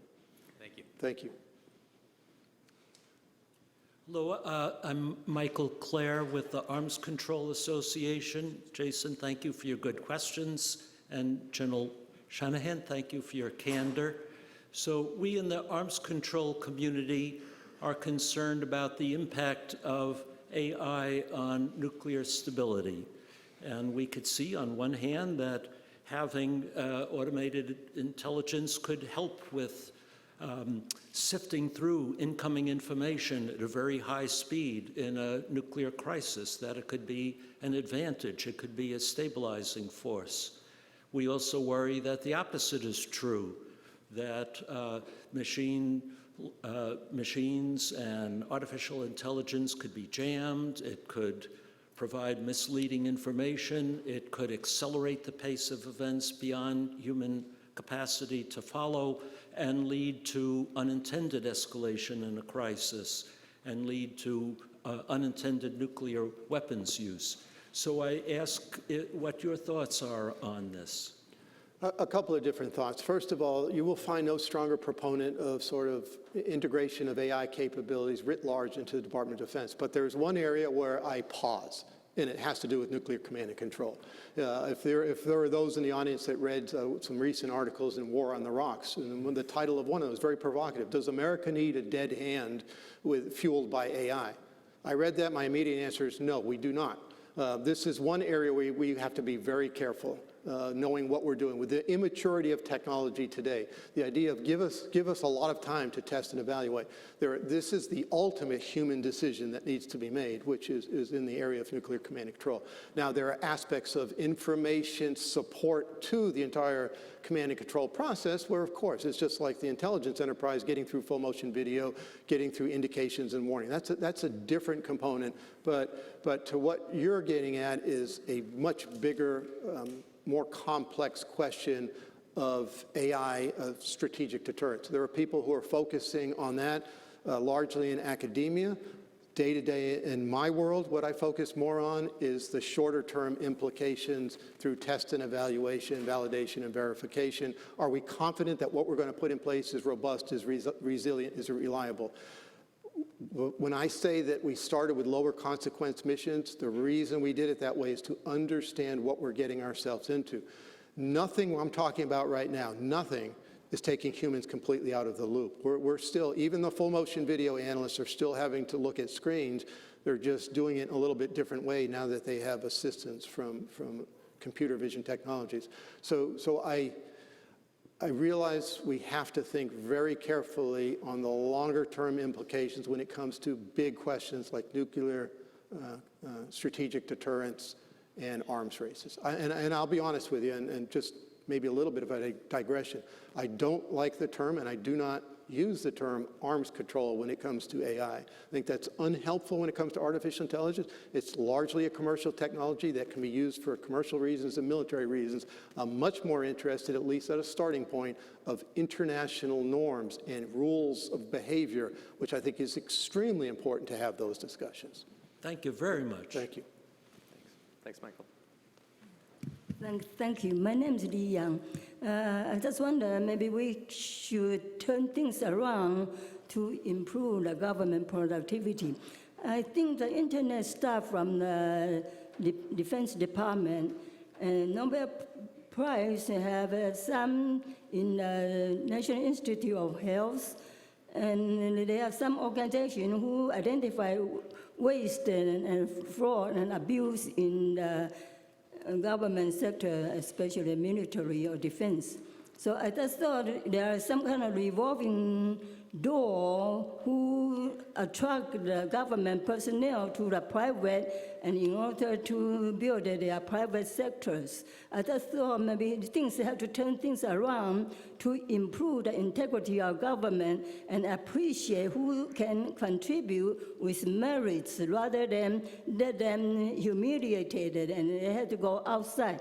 So I just wonder if you can do things around like this, and maybe you have to a little bit distinguish right and wrong, integrity rather than corruption.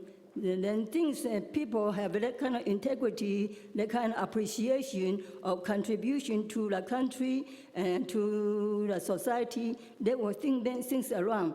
And I thought the DOD before. Miss, sorry, we should get to the end of your question. My question is, the DOD before, do you have a candidate forum? I think that should be a good starting point. Why do you have to abolish that? Let me adjust the question, and maybe one application of AI would be to address cases of fraud and abuse. You've talked about how we can apply AI to a lot of back office functions like contracting and finance. Do you have any wins from that? I mean, are there cases where we've been able to identify, oh, there's duplicate services or there's overcharging on a particular service?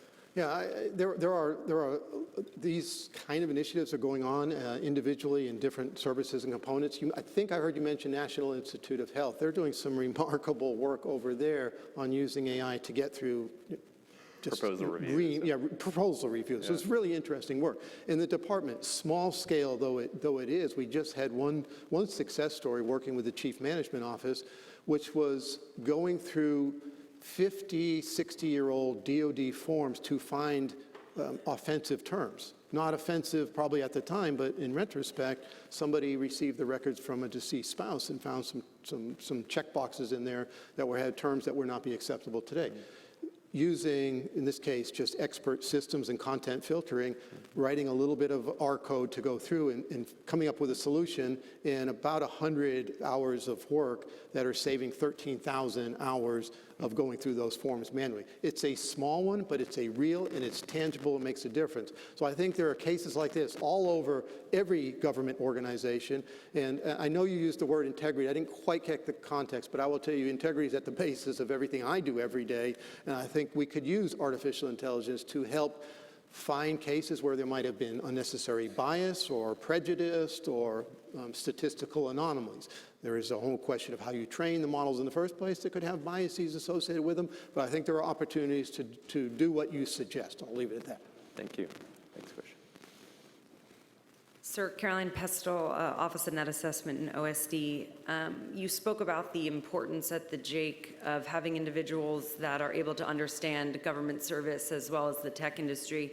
In your 35 years of service, what do you feel prepared you to lead the organization you are at the intersection of national security and technology? And what would you advise other senior leaders or individuals in government in order to educate or inform themselves to be able to operate in the space that you're describing? I wish I was a lot better prepared than I really was. The fact that I ran Project Maven and had 3 stars, somebody thought that was sufficient to put me in charge of the JAIC. And I worked very, very hard to understand the tech world. I can't even come close to what Jason understands about this world. But it requires an open mind, a receptivity to what's different about the world that I grew up in. I started off in the F-4 Phantom. Most people don't even know that airplane existed anymore. That's a long time ago. To go from an F-4 to artificial intelligence is quite a journey. I've had to reinvent my swing a few times, you might say, to get to this point. But what's important right now in position, I'm specifically talking about a position of leadership like either Project Maven or the JAIC, is somebody that can balance the institution, knows how to get things done in the bureaucracy, but also protects and gives top cover to the real disruptors. You need disruptors right now. You need people who are willing to really challenge the norms of doing business the old way. And it's not going to be easy for them to do so. So if there's anything that I would be most proud of in my time at Maven, in addition to the technology piece, in addition to the culture change, it's protecting the people that most understand how to make a difference in the future, because there's a thirst for it. The people that are coming into the government today, uniform or not, are all seeing the world unfold before them in emerging technologies. It's not foreign to them. What they need is top cover to do it and some bottom-up innovation, and then you just got to charge at the institution. And there's going to be a lot of setbacks, and that's part of the reason I exist, is to work the institutional piece of it. But for people coming up behind, I'm very confident that 2 generations from now, we ought to be looking at, I'll use the military term here, an 03 or an 04 that is being earmarked for a position of future leadership, and watch them very carefully. Rather than try to retrain us at a 30-plus year point, it's very hard to do. We have our own biases built in.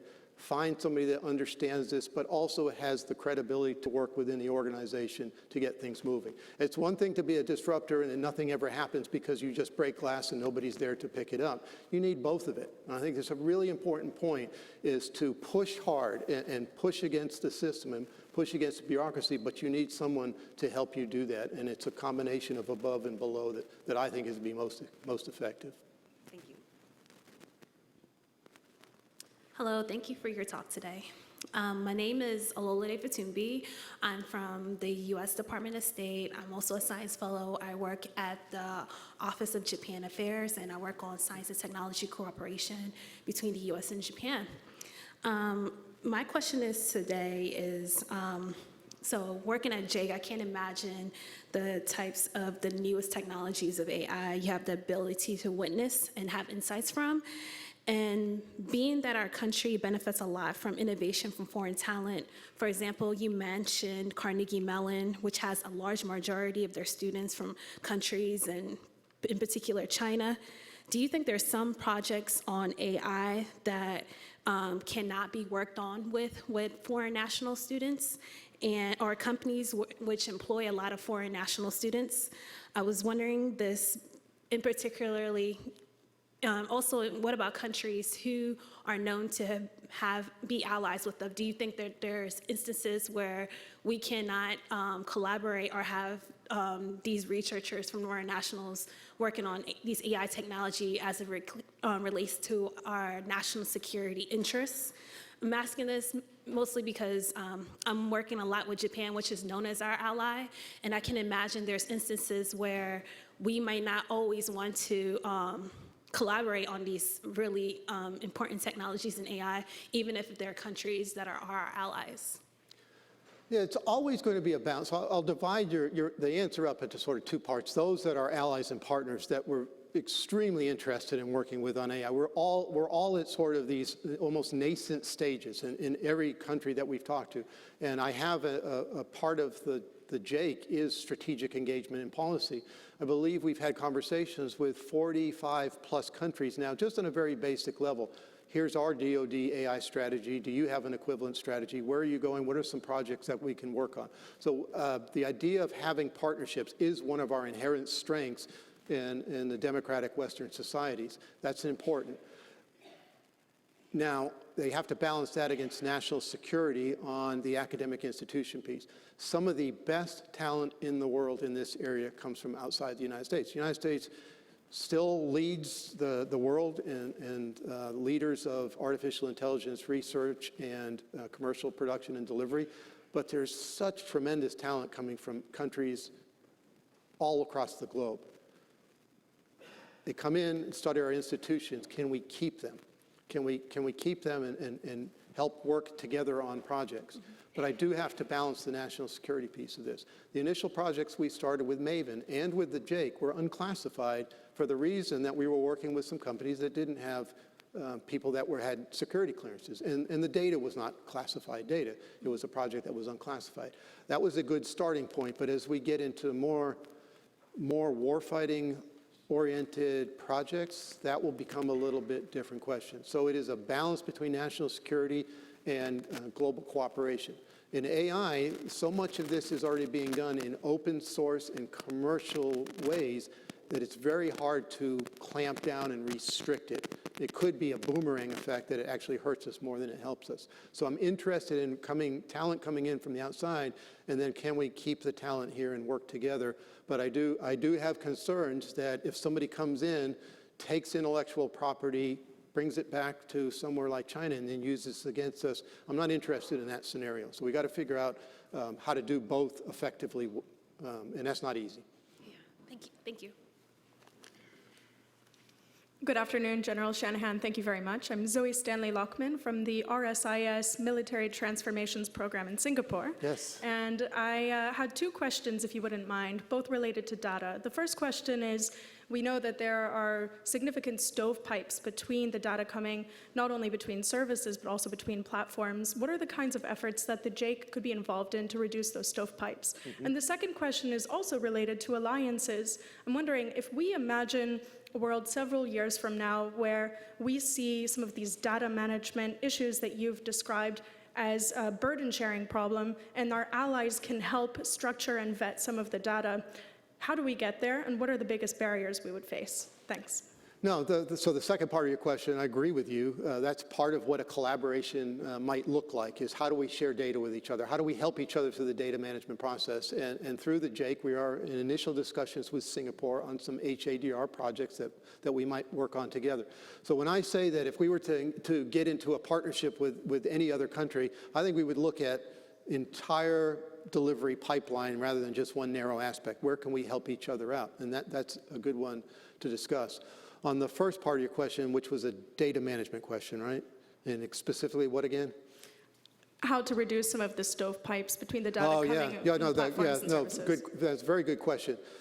Again, one of the reasons the JAIC exists, and I use the bumper sticker of centralized direction, common foundation, decentralized development and experimentation. And I use that for a reason, because I don't want it to be seen as we're a bureaucratic entity that's enforcing ourselves upon all components and services. But where we should be the most helpful in areas like this, where we can get policies, procedures, and standards published and promulgated such that it enforces some of the things that have to be done. You know, we can't get to a future of digital modernization unless we fix some of these data access, data quality problems. And they're big. They're not insurmountable. And we're talking about mostly machine learning and reinforcement learning, maybe a little bit different in some other aspects of AI. But in the cases of some of the projects we have going on right now, which are machine learning projects, data is central to what we're trying to do. So we do have some work to do to get that data cleaned up and have access to it. When we started the predictive maintenance, it seemed like a fairly simple problem. Immediately ran into, well, this part of the Army has data over here, this part of the Army has data. How do we get those data together? The Air Force calls it a turtleback. The Navy calls it a horseshoe. Can we do some natural language processing to show that those two terms are the same, and then we're able to work with it? That's what we've embarked on. So each line of effort, in my mind, is going to spark 5, 6, 7, 10 different lines of effort on the enabler functions of this. And I agree, one of the things we must be able to do in our role as the JAIC is to have some enforcement mechanisms to get us faster towards the future of digital modernization. Great. Thank you so much, sir. I think we have 2 more questions, and I think we have time for both if we keep them short. Sydney Friedberg, Breaking Defense, deputy editor and asker of long questions, but I'll try. You said very convincingly that no, we are not going to do the 1983 Matthew Broderick movie thing and start out with AI controlling the nukes, which is good. What is the step-by-step progression from, hey, here is an AI for this very limited, narrow, benign function. It's checking sand intake in engines, or it's monitoring fire breaks specifically, as opposed to any of the 100 other things that you were seeing in a disaster. How do you move up from that to things like the Atlas automated target recognition system, which the Army is working on, to things that automatically engage, say, incoming missiles, to things that may actually have some automated component that's looking at a human target, where human loss of life is in fact going to happen if things go right? What's the series of steps, and how long does it take to get there in a way that you think is ethical and responsible? Yeah, so let me go back to what I said earlier about AI now and AI next. The position I inhabit here as the JAIC director, I'm focusing on really getting to the fielding. So we're always going to start with limited, narrow use cases, as we were going to call them, on, say, can we take some AI capability and put it into a small quadcopter drone that will make it easier to clear out a cave if that's what you need to do it, and really prove that it works before we ever get it to a scaled production. On the other side, on the AI Next, this is what we have the research arms of the department working very hard on, are those cases of more advanced uses of artificial intelligence in future weapon systems. But throughout, whether it's AI now or AI Next, they all rest on the foundation of policy such as our autonomy and weapon system policy. Those aren't ever done in a vacuum. If we're going to develop the systems you're talking about, they will be based on the bedrock of policies, authorities, how we're going to test it, who gets to approve it as it goes through the sequence of events. So I'm very comfortable saying our approach, even though it is emerging technology, even though it unfolds very quickly before our eyes, it will still be done in a deliberate and rigorous way so that we know what we're getting when we field it. So there may be something that we're working on now that all of a sudden produces great value 4 years from now. But between now and those 4 years, we'll have a very clear understanding of what it can do and what it can't do. And that will be through experimentation, that'll be through modeling and simulation, and that will be in war games. We've done that with every piece of technology we've ever used, and I don't expect this is going to be any different. So that's really how I would answer that, Sydney. Last question. Good afternoon, gentlemen. Thank you for your time. General, thank you for your time. My name is Ade Alat. I'm a student at the National Defense University, and I'm writing my thesis on China and AI. And as you know, General, China released in 2017 their new generation AI development plan in 2017 with multiple targets with the end goal of leading the world in AI in 2030. And my question is this: on the unclassified level, can you share with us what metrics the JAIC is using to measure success? Our success or their success? Our success. Our success. It's a really good question. So this whole idea of metrics and return on investment, very difficult for AI. We're just now laying out what those metrics need to be. And you could go to the grand strategic level, compare the United States, allies, and partners in our AI development to where China and Russia are. Is that a useful exercise or not? And then you could get down to what compute do they use? What frameworks do they use? What do we use? Is there a comparative advantage, disadvantage there? That's one way. But internal to the JAIC, I'm down all the way into what metrics are we going to measure to determine that we successfully adopted and integrate a capability that is an AI-enabled capability. Ultimately, did it get adopted by a user? Did the user say, I want this capability, I didn't plan for it originally, thanks for helping me fund it. From this point on, we'll take the funding and we'll sustain it and we'll make it better over time. So I will never be able to determine success in the JAIC. The success will be determined by the user. Are they satisfied with what they got from us or not? And there's all these other measures of success, like international engagement and policy, that's separate. But in terms of delivering capability, there's everything from test and evaluation metrics, intersection over union, precision recall, these words that mean something, all the way up to, did we give it to somebody who said, we've got it from here, i.e. it's scaled across the department and it's no longer on the left side of the technology valley of death. So there's a lot we need to look at. We've just laid out a couple of pages worth of useful metrics. Now I have to distill those into the most useful series that tell us, are we on track or off track? And that's really what we're getting into right now. Thank you. Sir, thank you first for spending this time with us.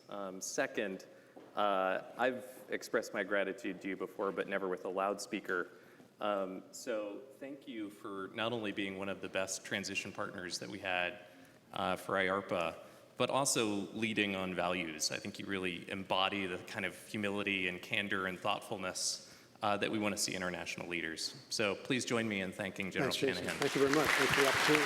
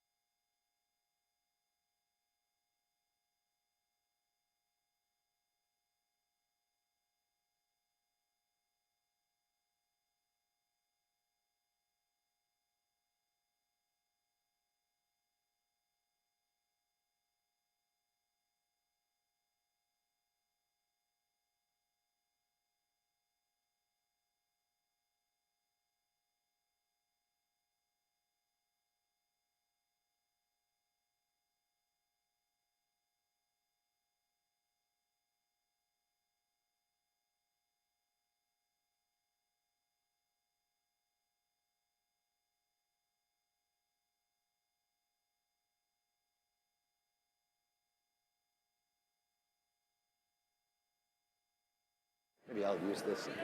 Oh, darn, no one. Hello? If you'll take your seats, we have a panel that is ready to convene. Oh, she's coming, Richard. Do you want to say something? Okay, sorry. I'm following orders. I'm sorry, but I wanted to welcome our panelists here today for our final panel session of the day, which will be on whether AI companies should work with the U.S. government. So Richard Danzig, former Secretary of the Navy, will moderate the panel.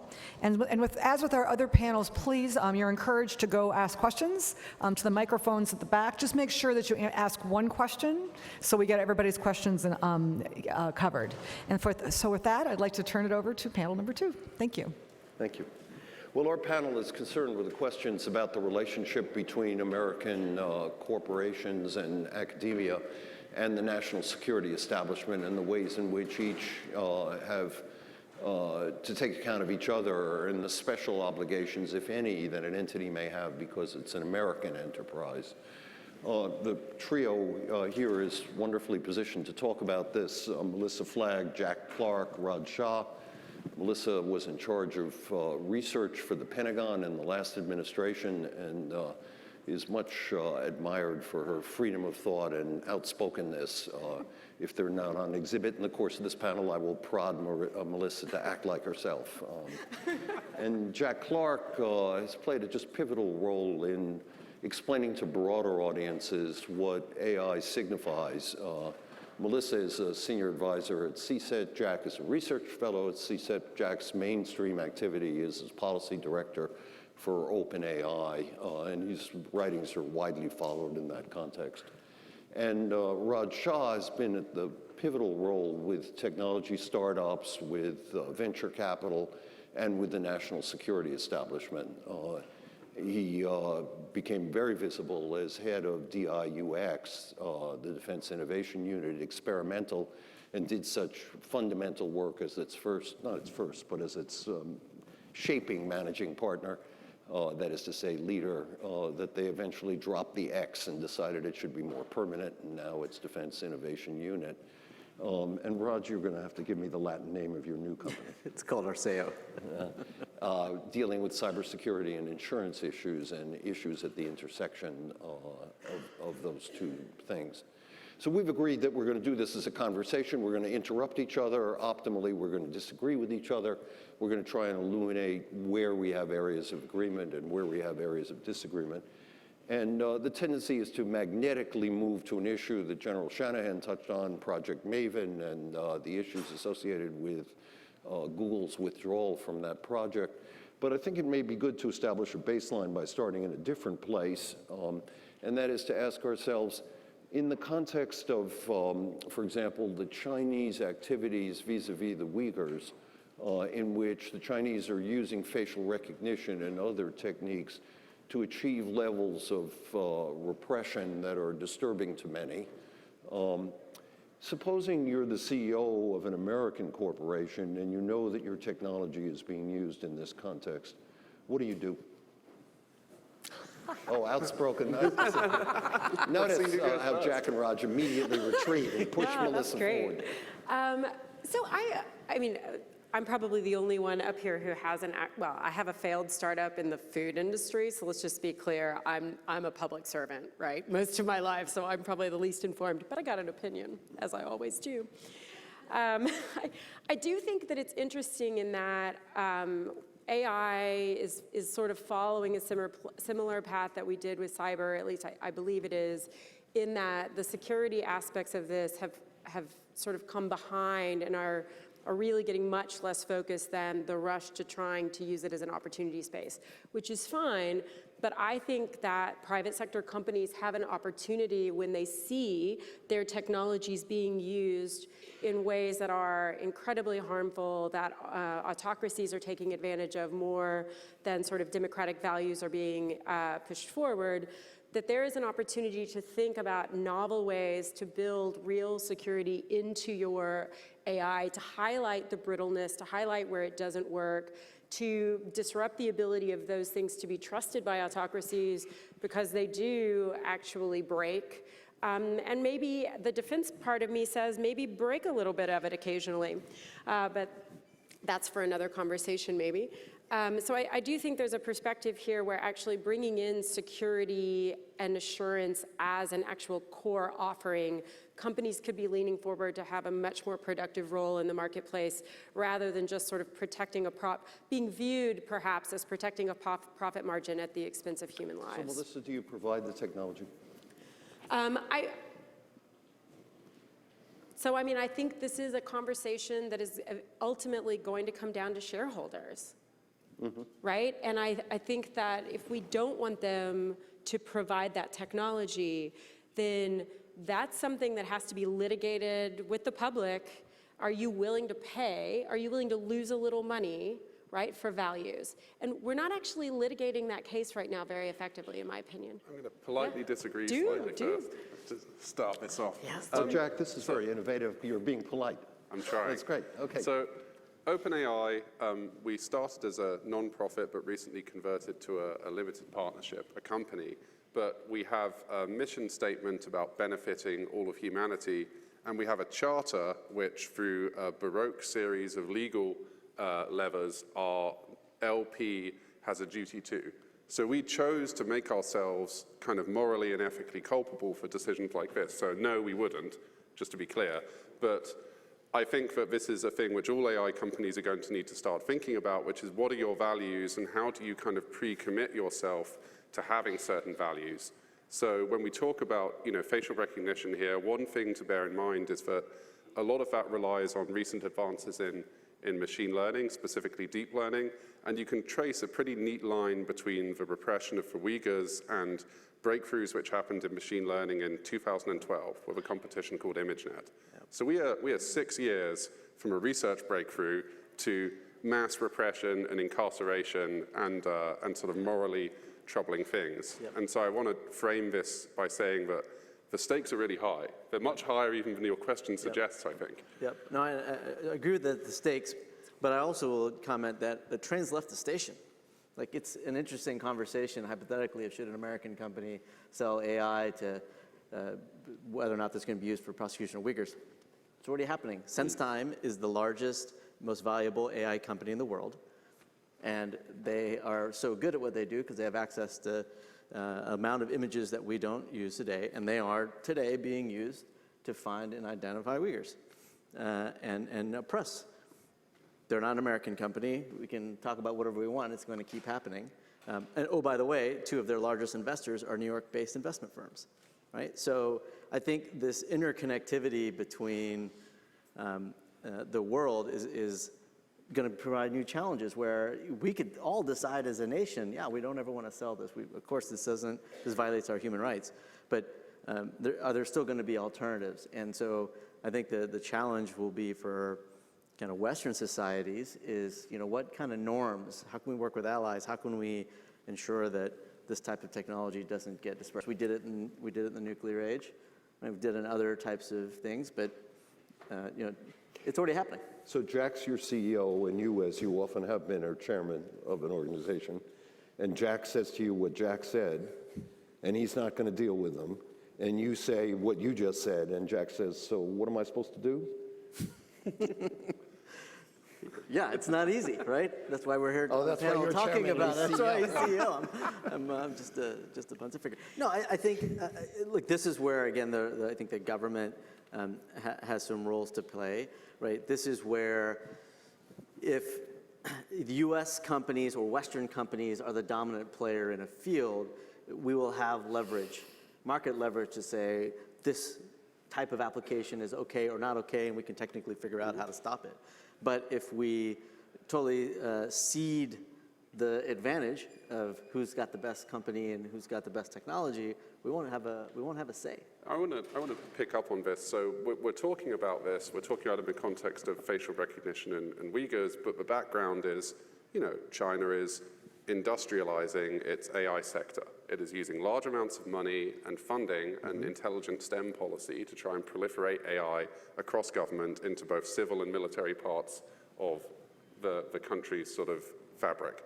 And in America, And in the West, that hasn't been happening as much. And I guess my observation is that that's because governments ceded a lot of development activity here to industry, and industry did a lot of great development activity. But in the absence of government saying, like, let's do a moonshot on AI for healthcare, or, you know, let's do this, you don't get that really sustained activity. And it means we're now sitting around talking about everything that China does. I'd much rather we were talking about what are we all doing on like an American grand challenge. And I think better norms would follow if we had that as the framing as well. So I have to also respectfully, not completely disagree, but a little bit disagree. I think if you read history of how science developed in the United States, it didn't start in World War II. It started as an argument with the founding fathers. And there's a great book by Hunter Dupre. I tell everybody they should read it, right? He wrote about science in the federal government from 1776 to 1940. And he talks about an argument about whether we put science in the Constitution, whether we would have a federal university. The reason we don't have these things is we are a federalist nation. We are not a top-down autocracy. We still made incredible strides in chemistry and manufacturing, which was kind of the AI of its day. Germany was in the lead.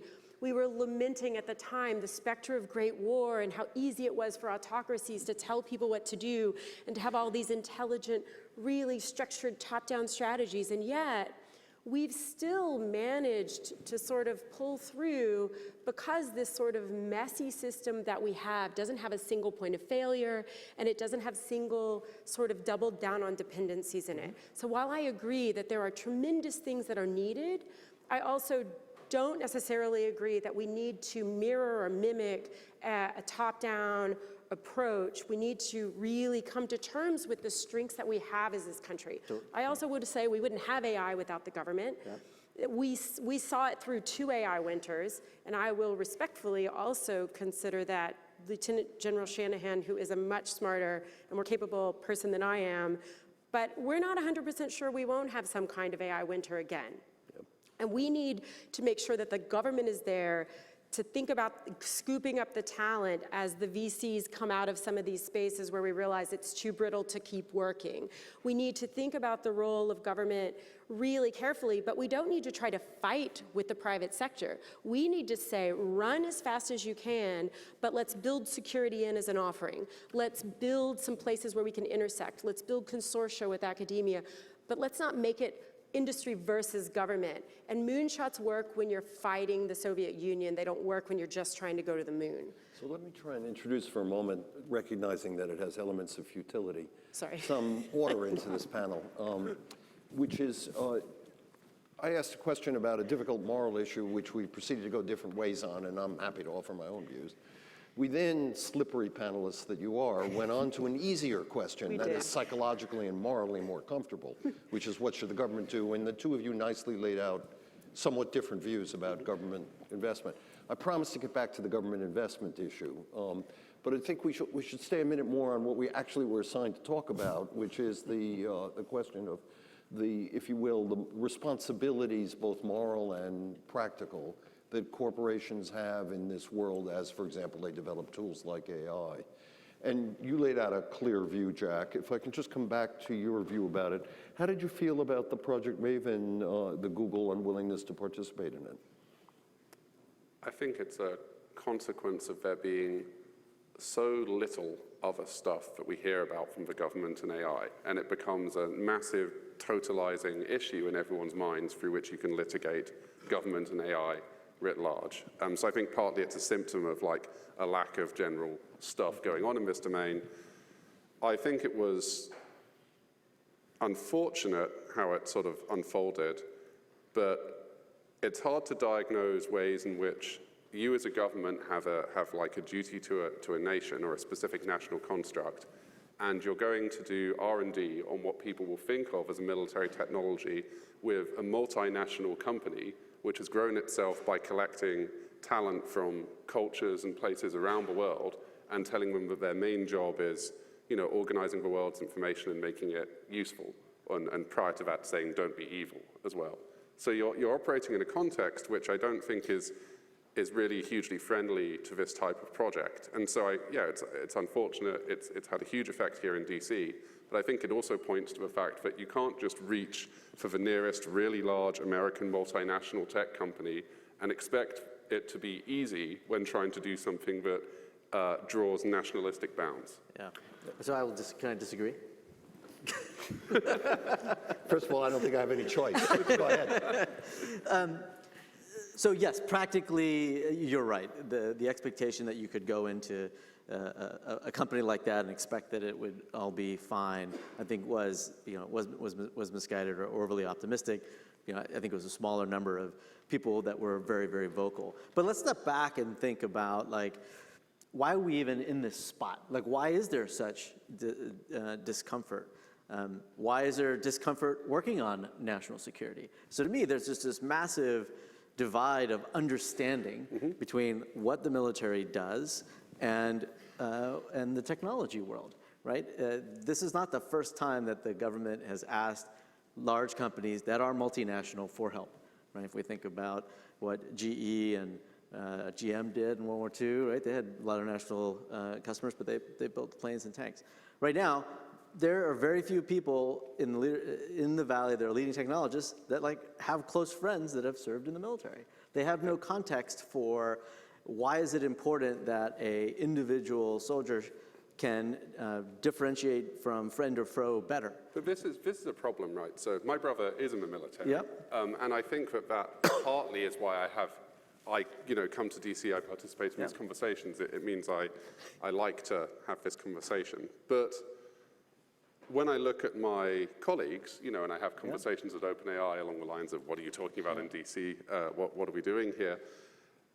It's that our notion of enemies has become very diffuse and distant and hard actually for many people to access. And unless you have a close familial connection with the nature of modern conflicts, it's really hard to have an easy moral line. Right. So I agree. So I think the answer is we have to force those connections. How can you debate the ethics of AI between what the military is going to do and a technologist is going to do if neither have walked in the other's shoes? One doesn't understand technology, understand the application.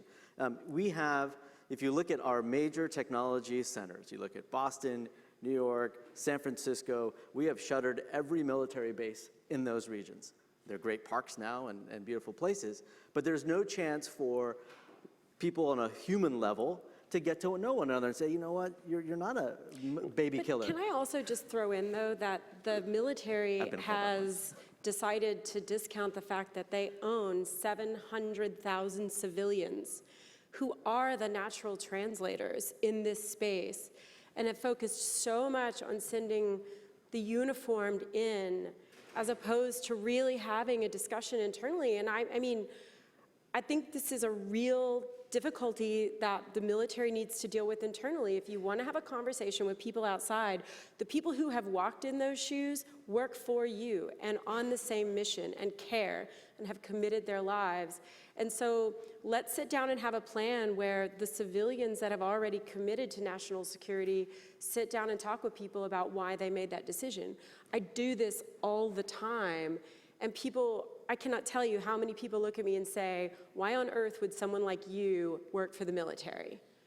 I'd never met anybody in a uniform before I took this job. I didn't have any family connections. And I said, because the Navy showed up and showed me the hardest problem and the coolest job that was on offer. And I was young and I wanted free rent in London, and it was fun.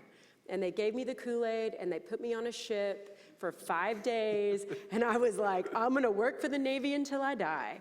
But we don't think about how to engage people where they are. It's like, learn about me and then do what I tell you to do. It's like, let's think about how to do this civilian to civilian maybe as well. I want to give a shout out to something I saw that seemed useful. So you and I, we had coffee in San Francisco when you were at DIU.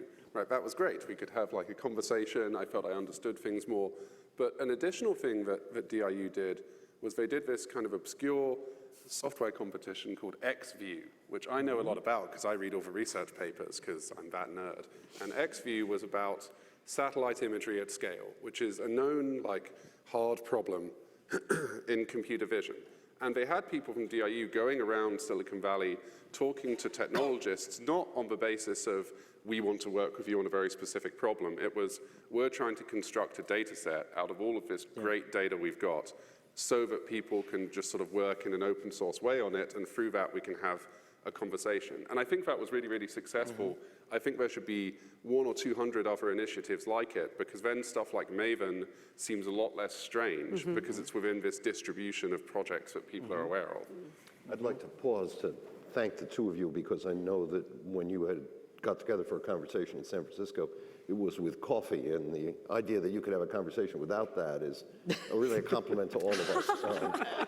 But I just want to come back to the core. Yes, there are all kinds of process things that should exist to improve understanding across the divide that you emphasize, Raj.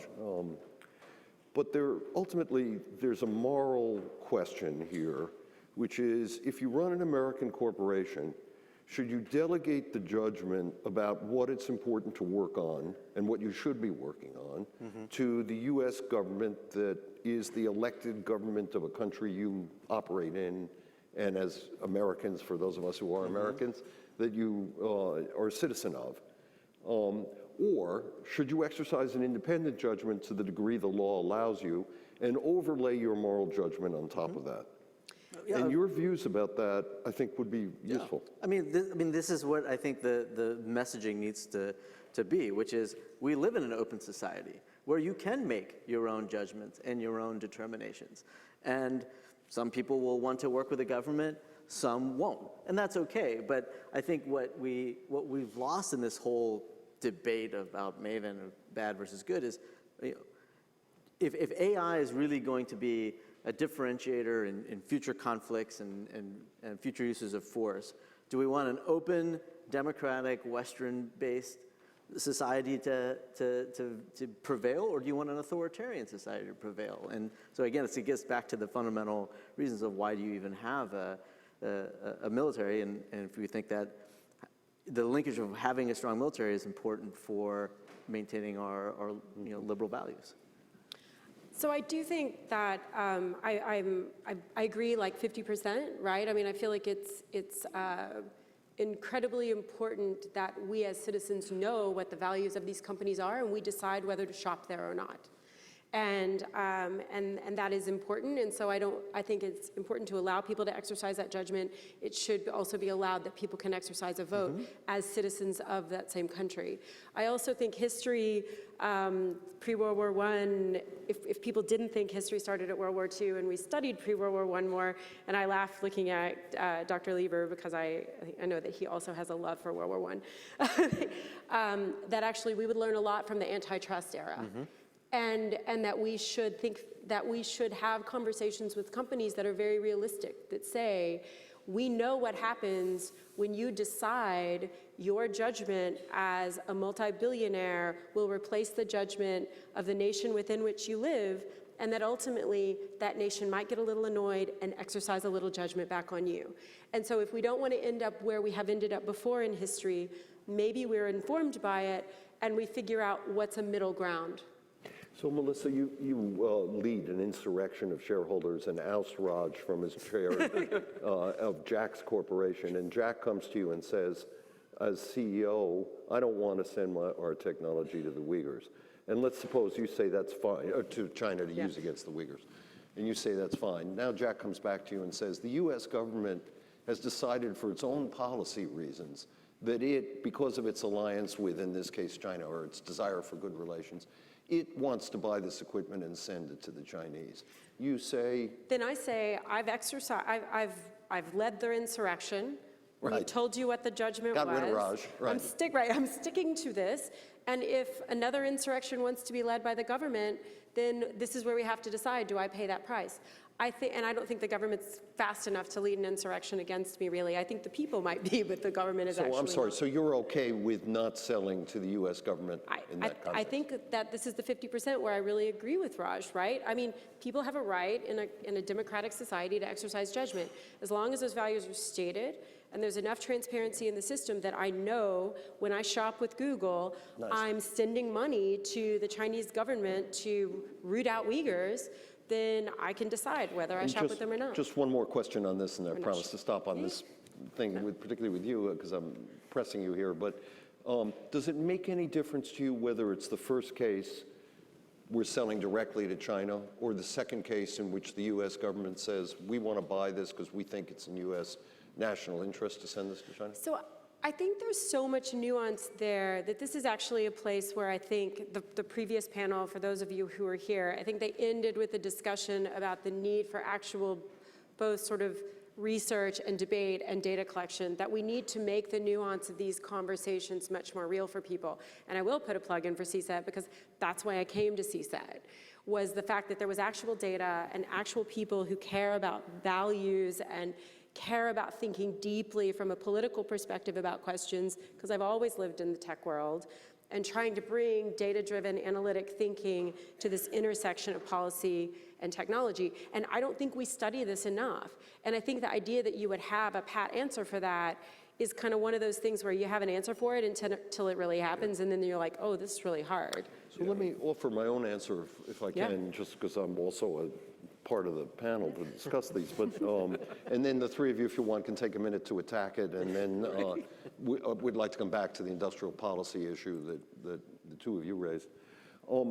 My own view is that it is appropriate, indeed, in some respects, imperative for companies to have the kind of moral discussion about shipping facial recognition technology that will be used to suppress somebody, in my example, the Uyghurs, and to arrive at a decision on that from a corporate standpoint. And your observations, Raj, I think are good about how that's not an easy decision. It involves who else will do it and a whole lot of other things.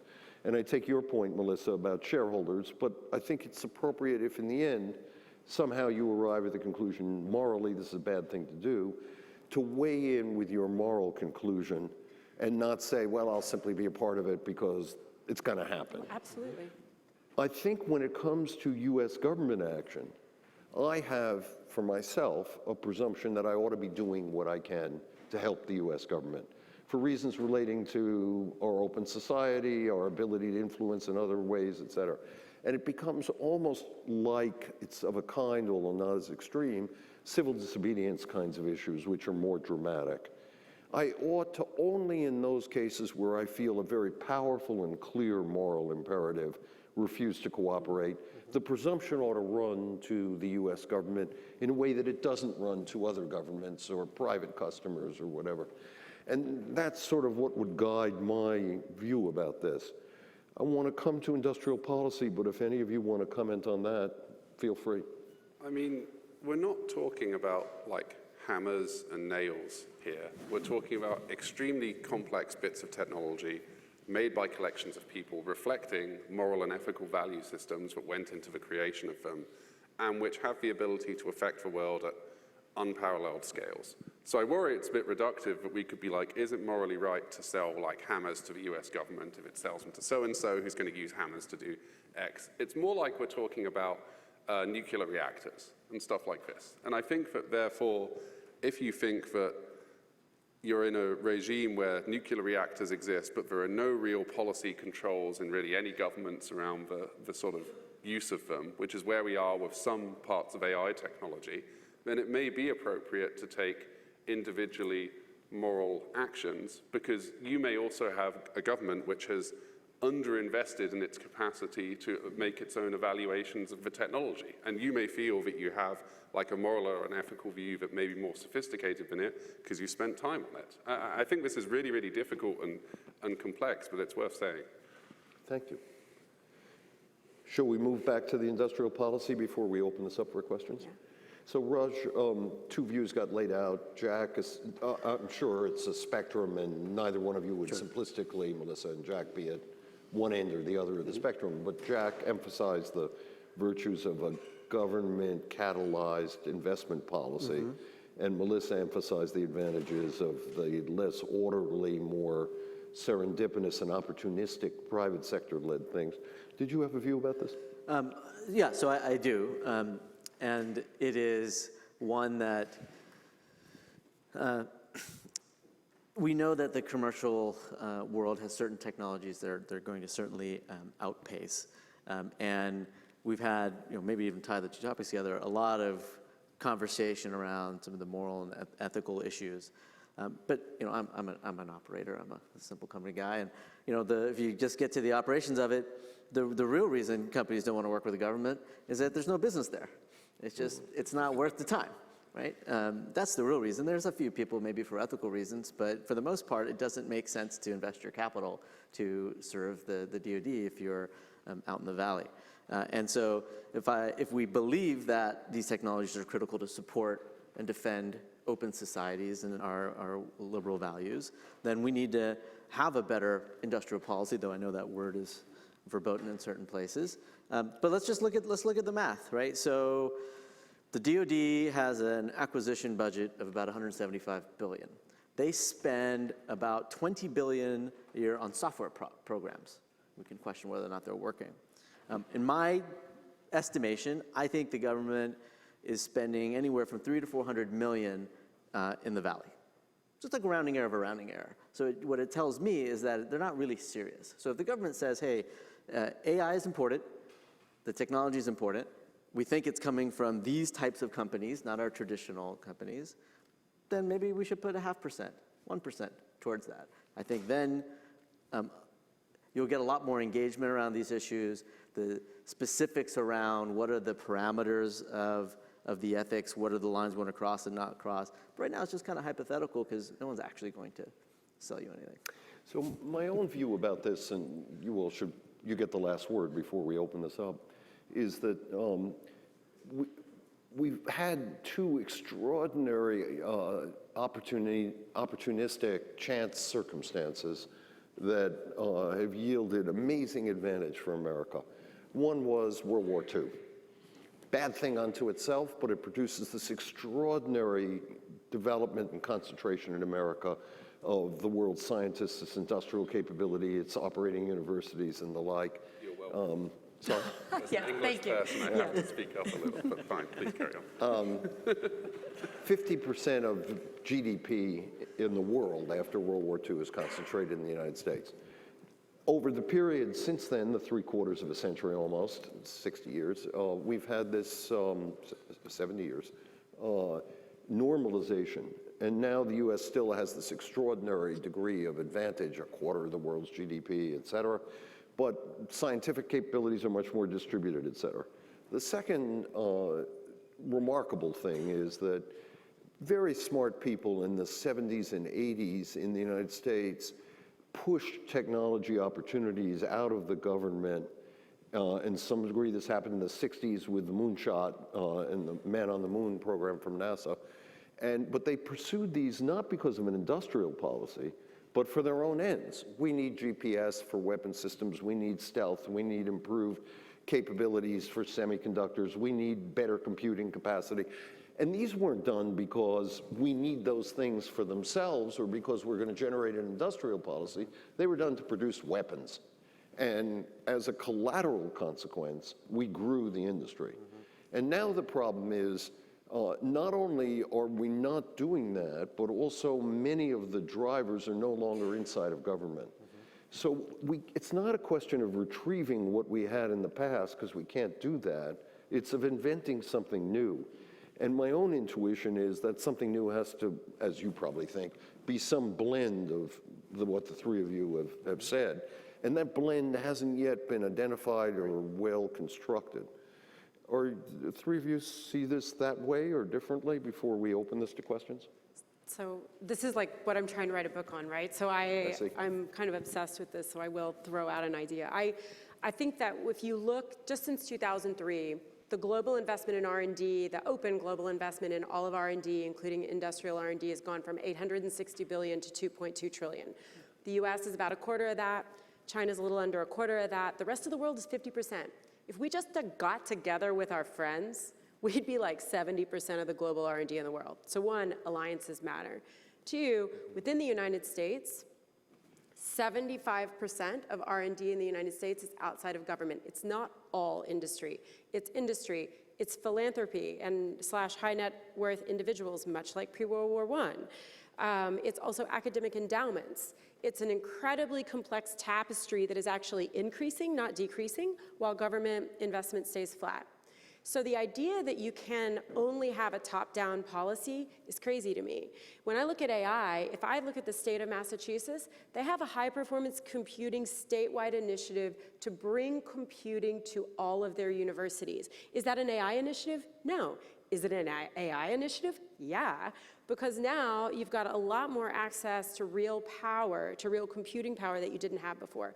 Utah, similar. They have really interesting state-based initiatives. If we started thinking about the role of the states and the role of industry and the role of universities, and you guys have to change a little bit too at the university level, and we started thinking about what does a policy for American competitiveness look like that embraces federalism and embraces that really rich tapestry of actors, I think and the alliances that we must have to dominate with democratic values into this future, that is a fundamentally different set of thinking. And there is not a single science policy, or as far as I can tell, policy institution in academia in this country tackling that question. Yeah. And that is the question.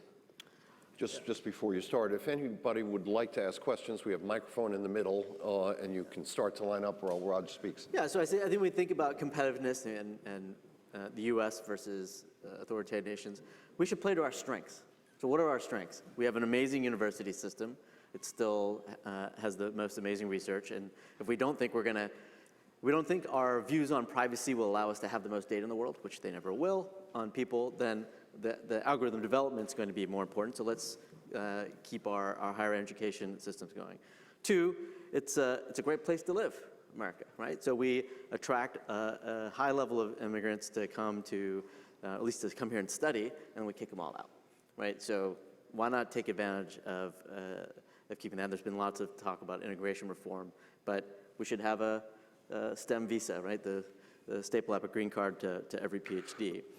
And then finally, I think looking at this group here, there is a lot of cross-flow between industries historically, and that's how this future construct will be built that you displayed, is that folks go back and forth and can understand one another. So let's play to our strengths rather than, as you started at the beginning, like we're not going to win by copying the adversary. We're going to win by playing to our unique American values. Well, even better than playing to one's strength is to play to the audience. So let's take a question.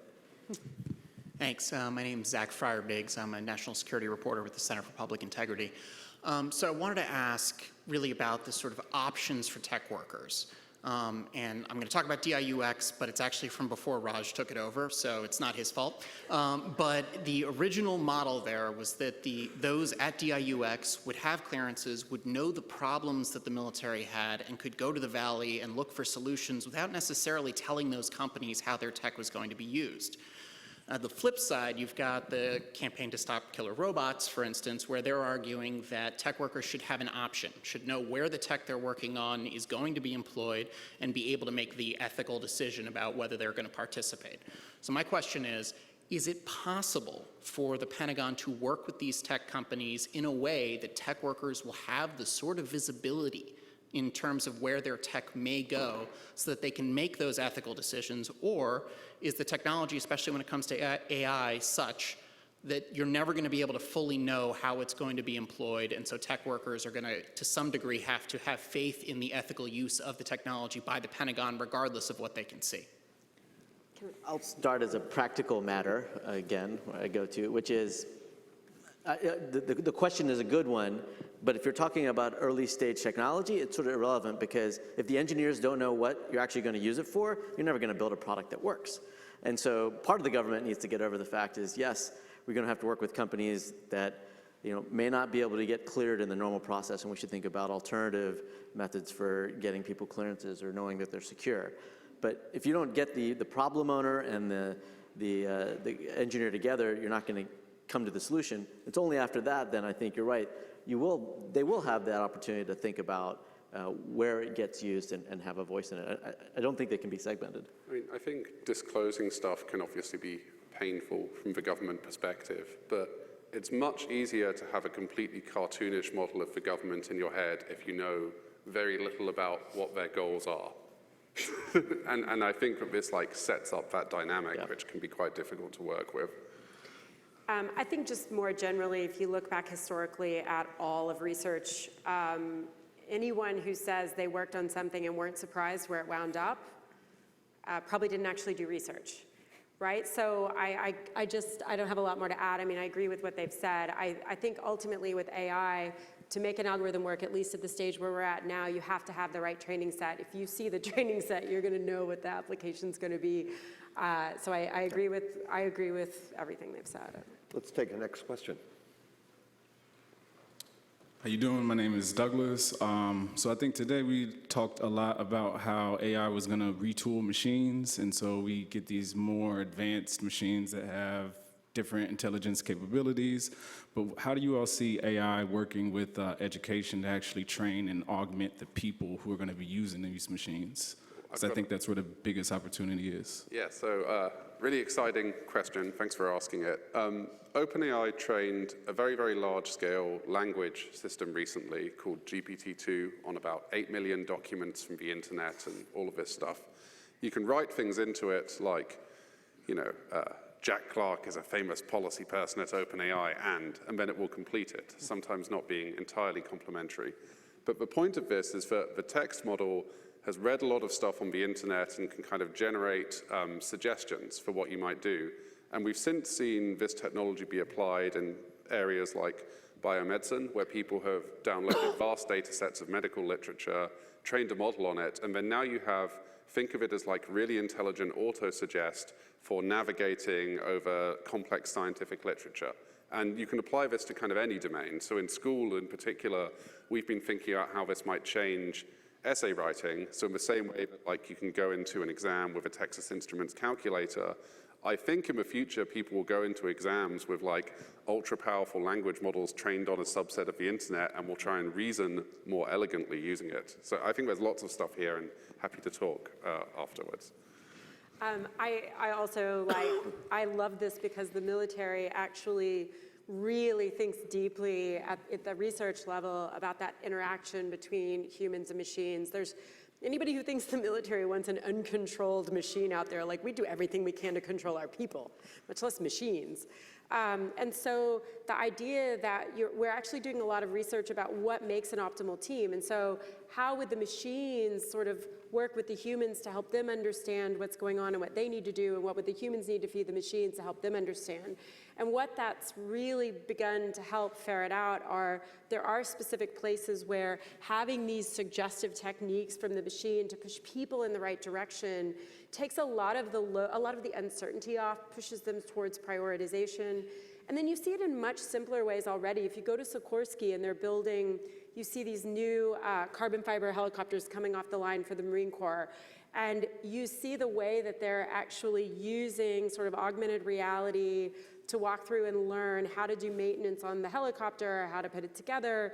But then they're building in enough sensors that's actually going to be telling people, hey, take a look at this, think about taking this action, think about looking here. And so we're building in this very interactive relationship, I think. And AI is just a little bit of the glue that helps us have sort of almost a conversation with this inanimate world that we've always felt like was a very one-way interaction in the past. These can be obviously much more extended discussions, but I think we should take the next question and see if we can get through our line here. Hi, good afternoon. My name's Andy Cook. I'm from UK Law Enforcement. I think in the UK we have a bit more of a concern of Big Brother than Terminator, and obviously there's concerns within the UK population of the use of AI in terms of community profiling. And having law enforcement use that to identify in advance as part of their prevent line. But also working against transnational criminal organizations, there's plenty of applications for AI within that realm. Obviously, we've seen them making extensive use of the cyberspace in the dark web, but also using high levels of encryption, which make law enforcement very difficult, of course. Now, of course, there's been no discussion in terms of national security today in the law enforcement space and the threats posed in that space by transnational non-state actors. I wonder if you'd comment on that. I mean, all of this stuff breaks terribly and will make racist and sexist decisions against people who would rather those decisions hadn't been made against them. Like, we know that this stuff's like brittle and terrible, figured I'd be clear. I think that there are ways that you can have people involved in security kind of say, we're going to make this stuff more accurate, and we're going to make this stuff more robust, because that's a collective action problem that appears in industry and academia and government, and it might be kind of an olive branch that you can use to at least have more of a discussion with the academic community about making robust systems that don't misidentify people. You do have a larger messaging problem, which I won't be able to offer you great advice on, though. Yeah, I mean, I think there's a lot of value to work more closely with our allies to kind of think about these kinds of issues, because both the UK and the US have taken very different tacks, right? The UK is okay with cameras at every corner. San Francisco has outlawed them, right? And so there's been different decisions, and I think there's some learnings of both what's good and what perhaps are unintended consequences of each that we can benefit from. Next. Hi, Chris Bird, graduate student, Tsinghua University, Johns Hopkins SAIS, and pending security clearance review, I'll be working at the Defense Innovation Board. My question is about what tools actually exist for both companies and governments to control how technology that they put out into the world is used. So like choosing not to bid on a DoD contract, this is kind of an easy case, right? Where it's like, oh, well, we don't want to work with these defense people. But in general, it's not like that. And so much of AI work, research is very open. Many products become very rapidly distributed. There are various AI ethics statements. The DIB has one proposed for the Pentagon that they're working on. There's various AI principles statements. Most of these are not legally binding. The topic of shareholder control has come up a number of times, and what actually corporate governance, how many options do you actually have? So I guess I wonder what can companies, governments do to pre-commit or to control how stuff is used or prevent applications that they don't want to be used? And of the options that exist, which are you folks optimistic about? That's a hard one. I don't know how to control it. I guess I would just say, I don't think we have a single example historically of governments being able to successfully control technology. And I think the more saturated the world has become with technology and sort of the more uniform that access has become, the less likely controlling the technology itself is going to work. I think this is a human problem. And we try to solve a lot of complicated human problems by focusing on the technology because, quite frankly, it's easier. That's a human problem. And you can't solve that by focusing on the technology, my personal opinion. I'm not saying there aren't ways you can try, and I'm not saying there isn't value in some of those efforts to try. I mean, I believe things like export controls and treaties and red lines, they matter because they make us accountable as nations who care to be accountable to our people. And there's huge value in that conversation. But believing that that will actually work as putting an end to all of that spread of technology and that a government gets to decide how people use technology doesn't seem historically likely to be a successful path. I agree with this, and I think one additional thing you can do is have more of a culture of kind of threat modeling within the non-government participants. So, OpenAI, before we release open source technology, we try and go through a threat modeling process. I won't claim that it's perfect, but what it does do is it means that people within the organization get used to sitting in a room and actually having to think through how might this be used, would that make us comfortable, would this make us uncomfortable? And we've worked with a cross-industry group called the Partnership on AI to set up a working group on what we call publication norms to help people think about this. But it is ultimately a human problem because that just backs onto you need a culture of people thinking about this as a sort of first actor in their development decisions. I share this dark view of, as you put it, Melissa, this human problem and the tendency of technology to become pervasively available and ever more available. But I see some rays of light. We do, in fact, in extraordinary levels of effort, moderate the potential ill effects of a good number of technologies. If you take a familiar domestic example, the automobile, it's almost unthinkable that we so readily and nonchalantly embrace technology that killed 50,000 Americans every year. But in fact, we dialed that back at least to 25,000 or 30,000 Americans by a whole lot of regulations of drivers and speed bumps and drunken driving and composite materials and seat belts, all in an effort to moderate that human technology interaction in ways that would make it better. And in the international arena, at a minimum, we should be able to reduce the costs or the likelihoods of accidents and unintended effects. We shared permissive action links over nuclear weapons. We established norms with respect to biological weapons. We can, in a variety of ways, at least moderate our risks. That doesn't make them go away, but I think it's a very important part of the circumstance. Civics education. Exactly. I think civics education is not standard across middle schools and elementary schools anymore. And I don't know, there are a lot of the folks that are brilliant technologists that I know in the Valley don't have enough familiarity with how they can engage, right? It's a human problem. It's a leadership problem. At the end, if we don't like the leadership that's making a decision, we have a way to solve that. It's called a democracy. And so how do you engage? How do you engage the legislative branch? How do you engage the executive branch? How do you, you talk about seatbelts and Ralph Nader and all of this. How did they bring that upswelling to get legislation? I think there needs to be direct political engagement from these technologists, because it is their responsibility as a citizen to have a voice. It frustrates me, Raj, that you can be so much more concise than me. I've finished this eloquent presentation and you say civics.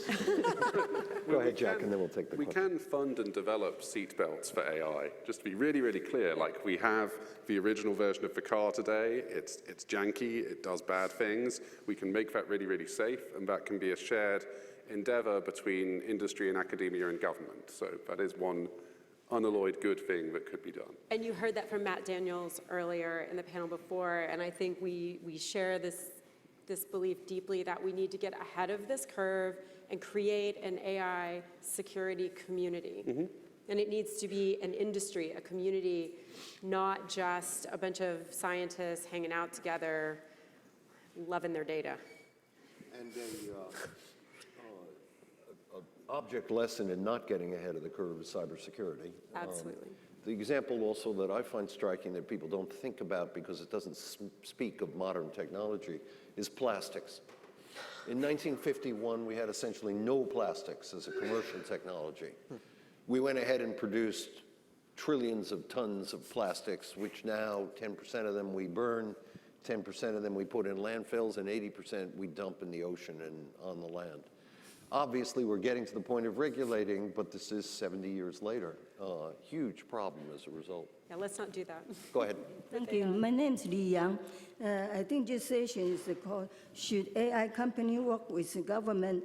I think it's important since what kind of working relationship and whether that's benefit the general public. Historically, there are some individuals who are so great, have so much merit, they will be promoted by the kingdom.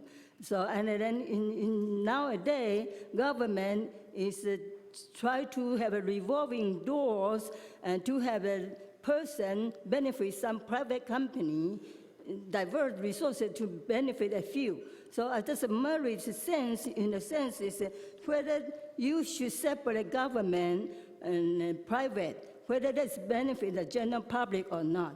That is the issues. So if the private company is willing to contribute your talents, contribute your time and effort, then there's no problem. And usually the government can give the grant or contract if they are rewarded by competition. So there's no problem. So the problem is who will be misleading public by using the, let's say, public-private partnership. Let's usually use the money, maybe rob from the private sectors, individuals or some elderly, their savings, their account, their home, and their house. If this is the way they want to say, use as a public-private partnership, then you reward by trading the government money with with a private success. So that is a dangerous thing. I think this in the Rockwell City Town Center is a very good example. And there are some civic organizations, non-profit organizations, NGO, from local to federal to global. I have seen enough of the trouble. And I think we got to be aware of this, so not to be divert resources to benefit few, which create a lot of social problem, including elections. All the system is rigged and the election is rigged. If we follow this and listen to the misleading message, then we are in big trouble. We need some leadership who know the real problem, who can promote some people who have talents, who can contribute something, whether in system-wide or in community-wide.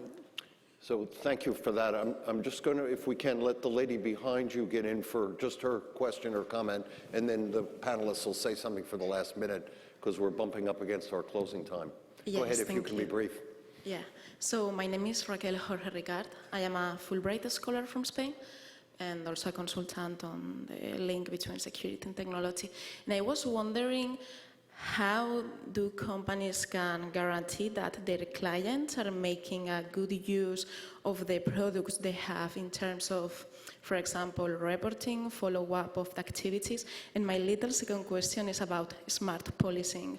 So this is an AI-driven technology, and I would like to know, what do you think about the impacts and the risk this could have in terms of discrimination over policing in some areas in the cities? Thank you. Thank you. So machines would be better about being on time, but we have 60 seconds. If you'd like to comment on either of these. So, I mean, I think that, again, we've sort of covered this, that companies have responsibilities. AI is brittle, and it breaks, and we know this, and it makes bad choices. And humans who listen to machines unthinkingly are going to make bad choices. They're probably making bad choices already if they choose to listen to a machine unthinkingly. And so I don't feel like there's a pat answer to this, but I think AI can help us narrow the space from billions to here's some things to look at. If that's not a sensible breakdown, then the humans need to question that. We need to do more research on what does a really good data set look like that is actually representative as opposed to sort of supporting implicit bias.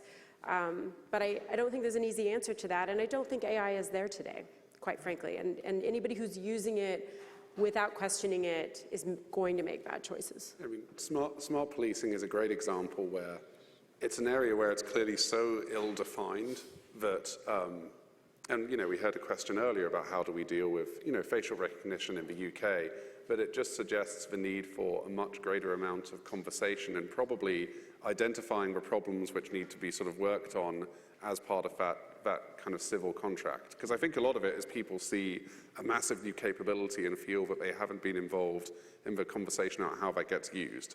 And so for a society to have any hope of adopting this stably, you need to have that conversation first. Yeah, particularly when we think about deep learning, where it's not deterministic and you don't know actually how it came to that answer, right? To be able to put the appropriate ethics overlay on that, you're going to need technologists that can understand, or get a breakthrough, I think it's called transparent AI, where we can better understand how those nets made those decisions. A lot of thorny topics. I think if we conclude by agreeing on the need for conversation, it should be the clearer that we owe a debt to these panelists for such really good contribution, and to Georgetown and CSAT for encouraging these kinds of conversations. Thank you.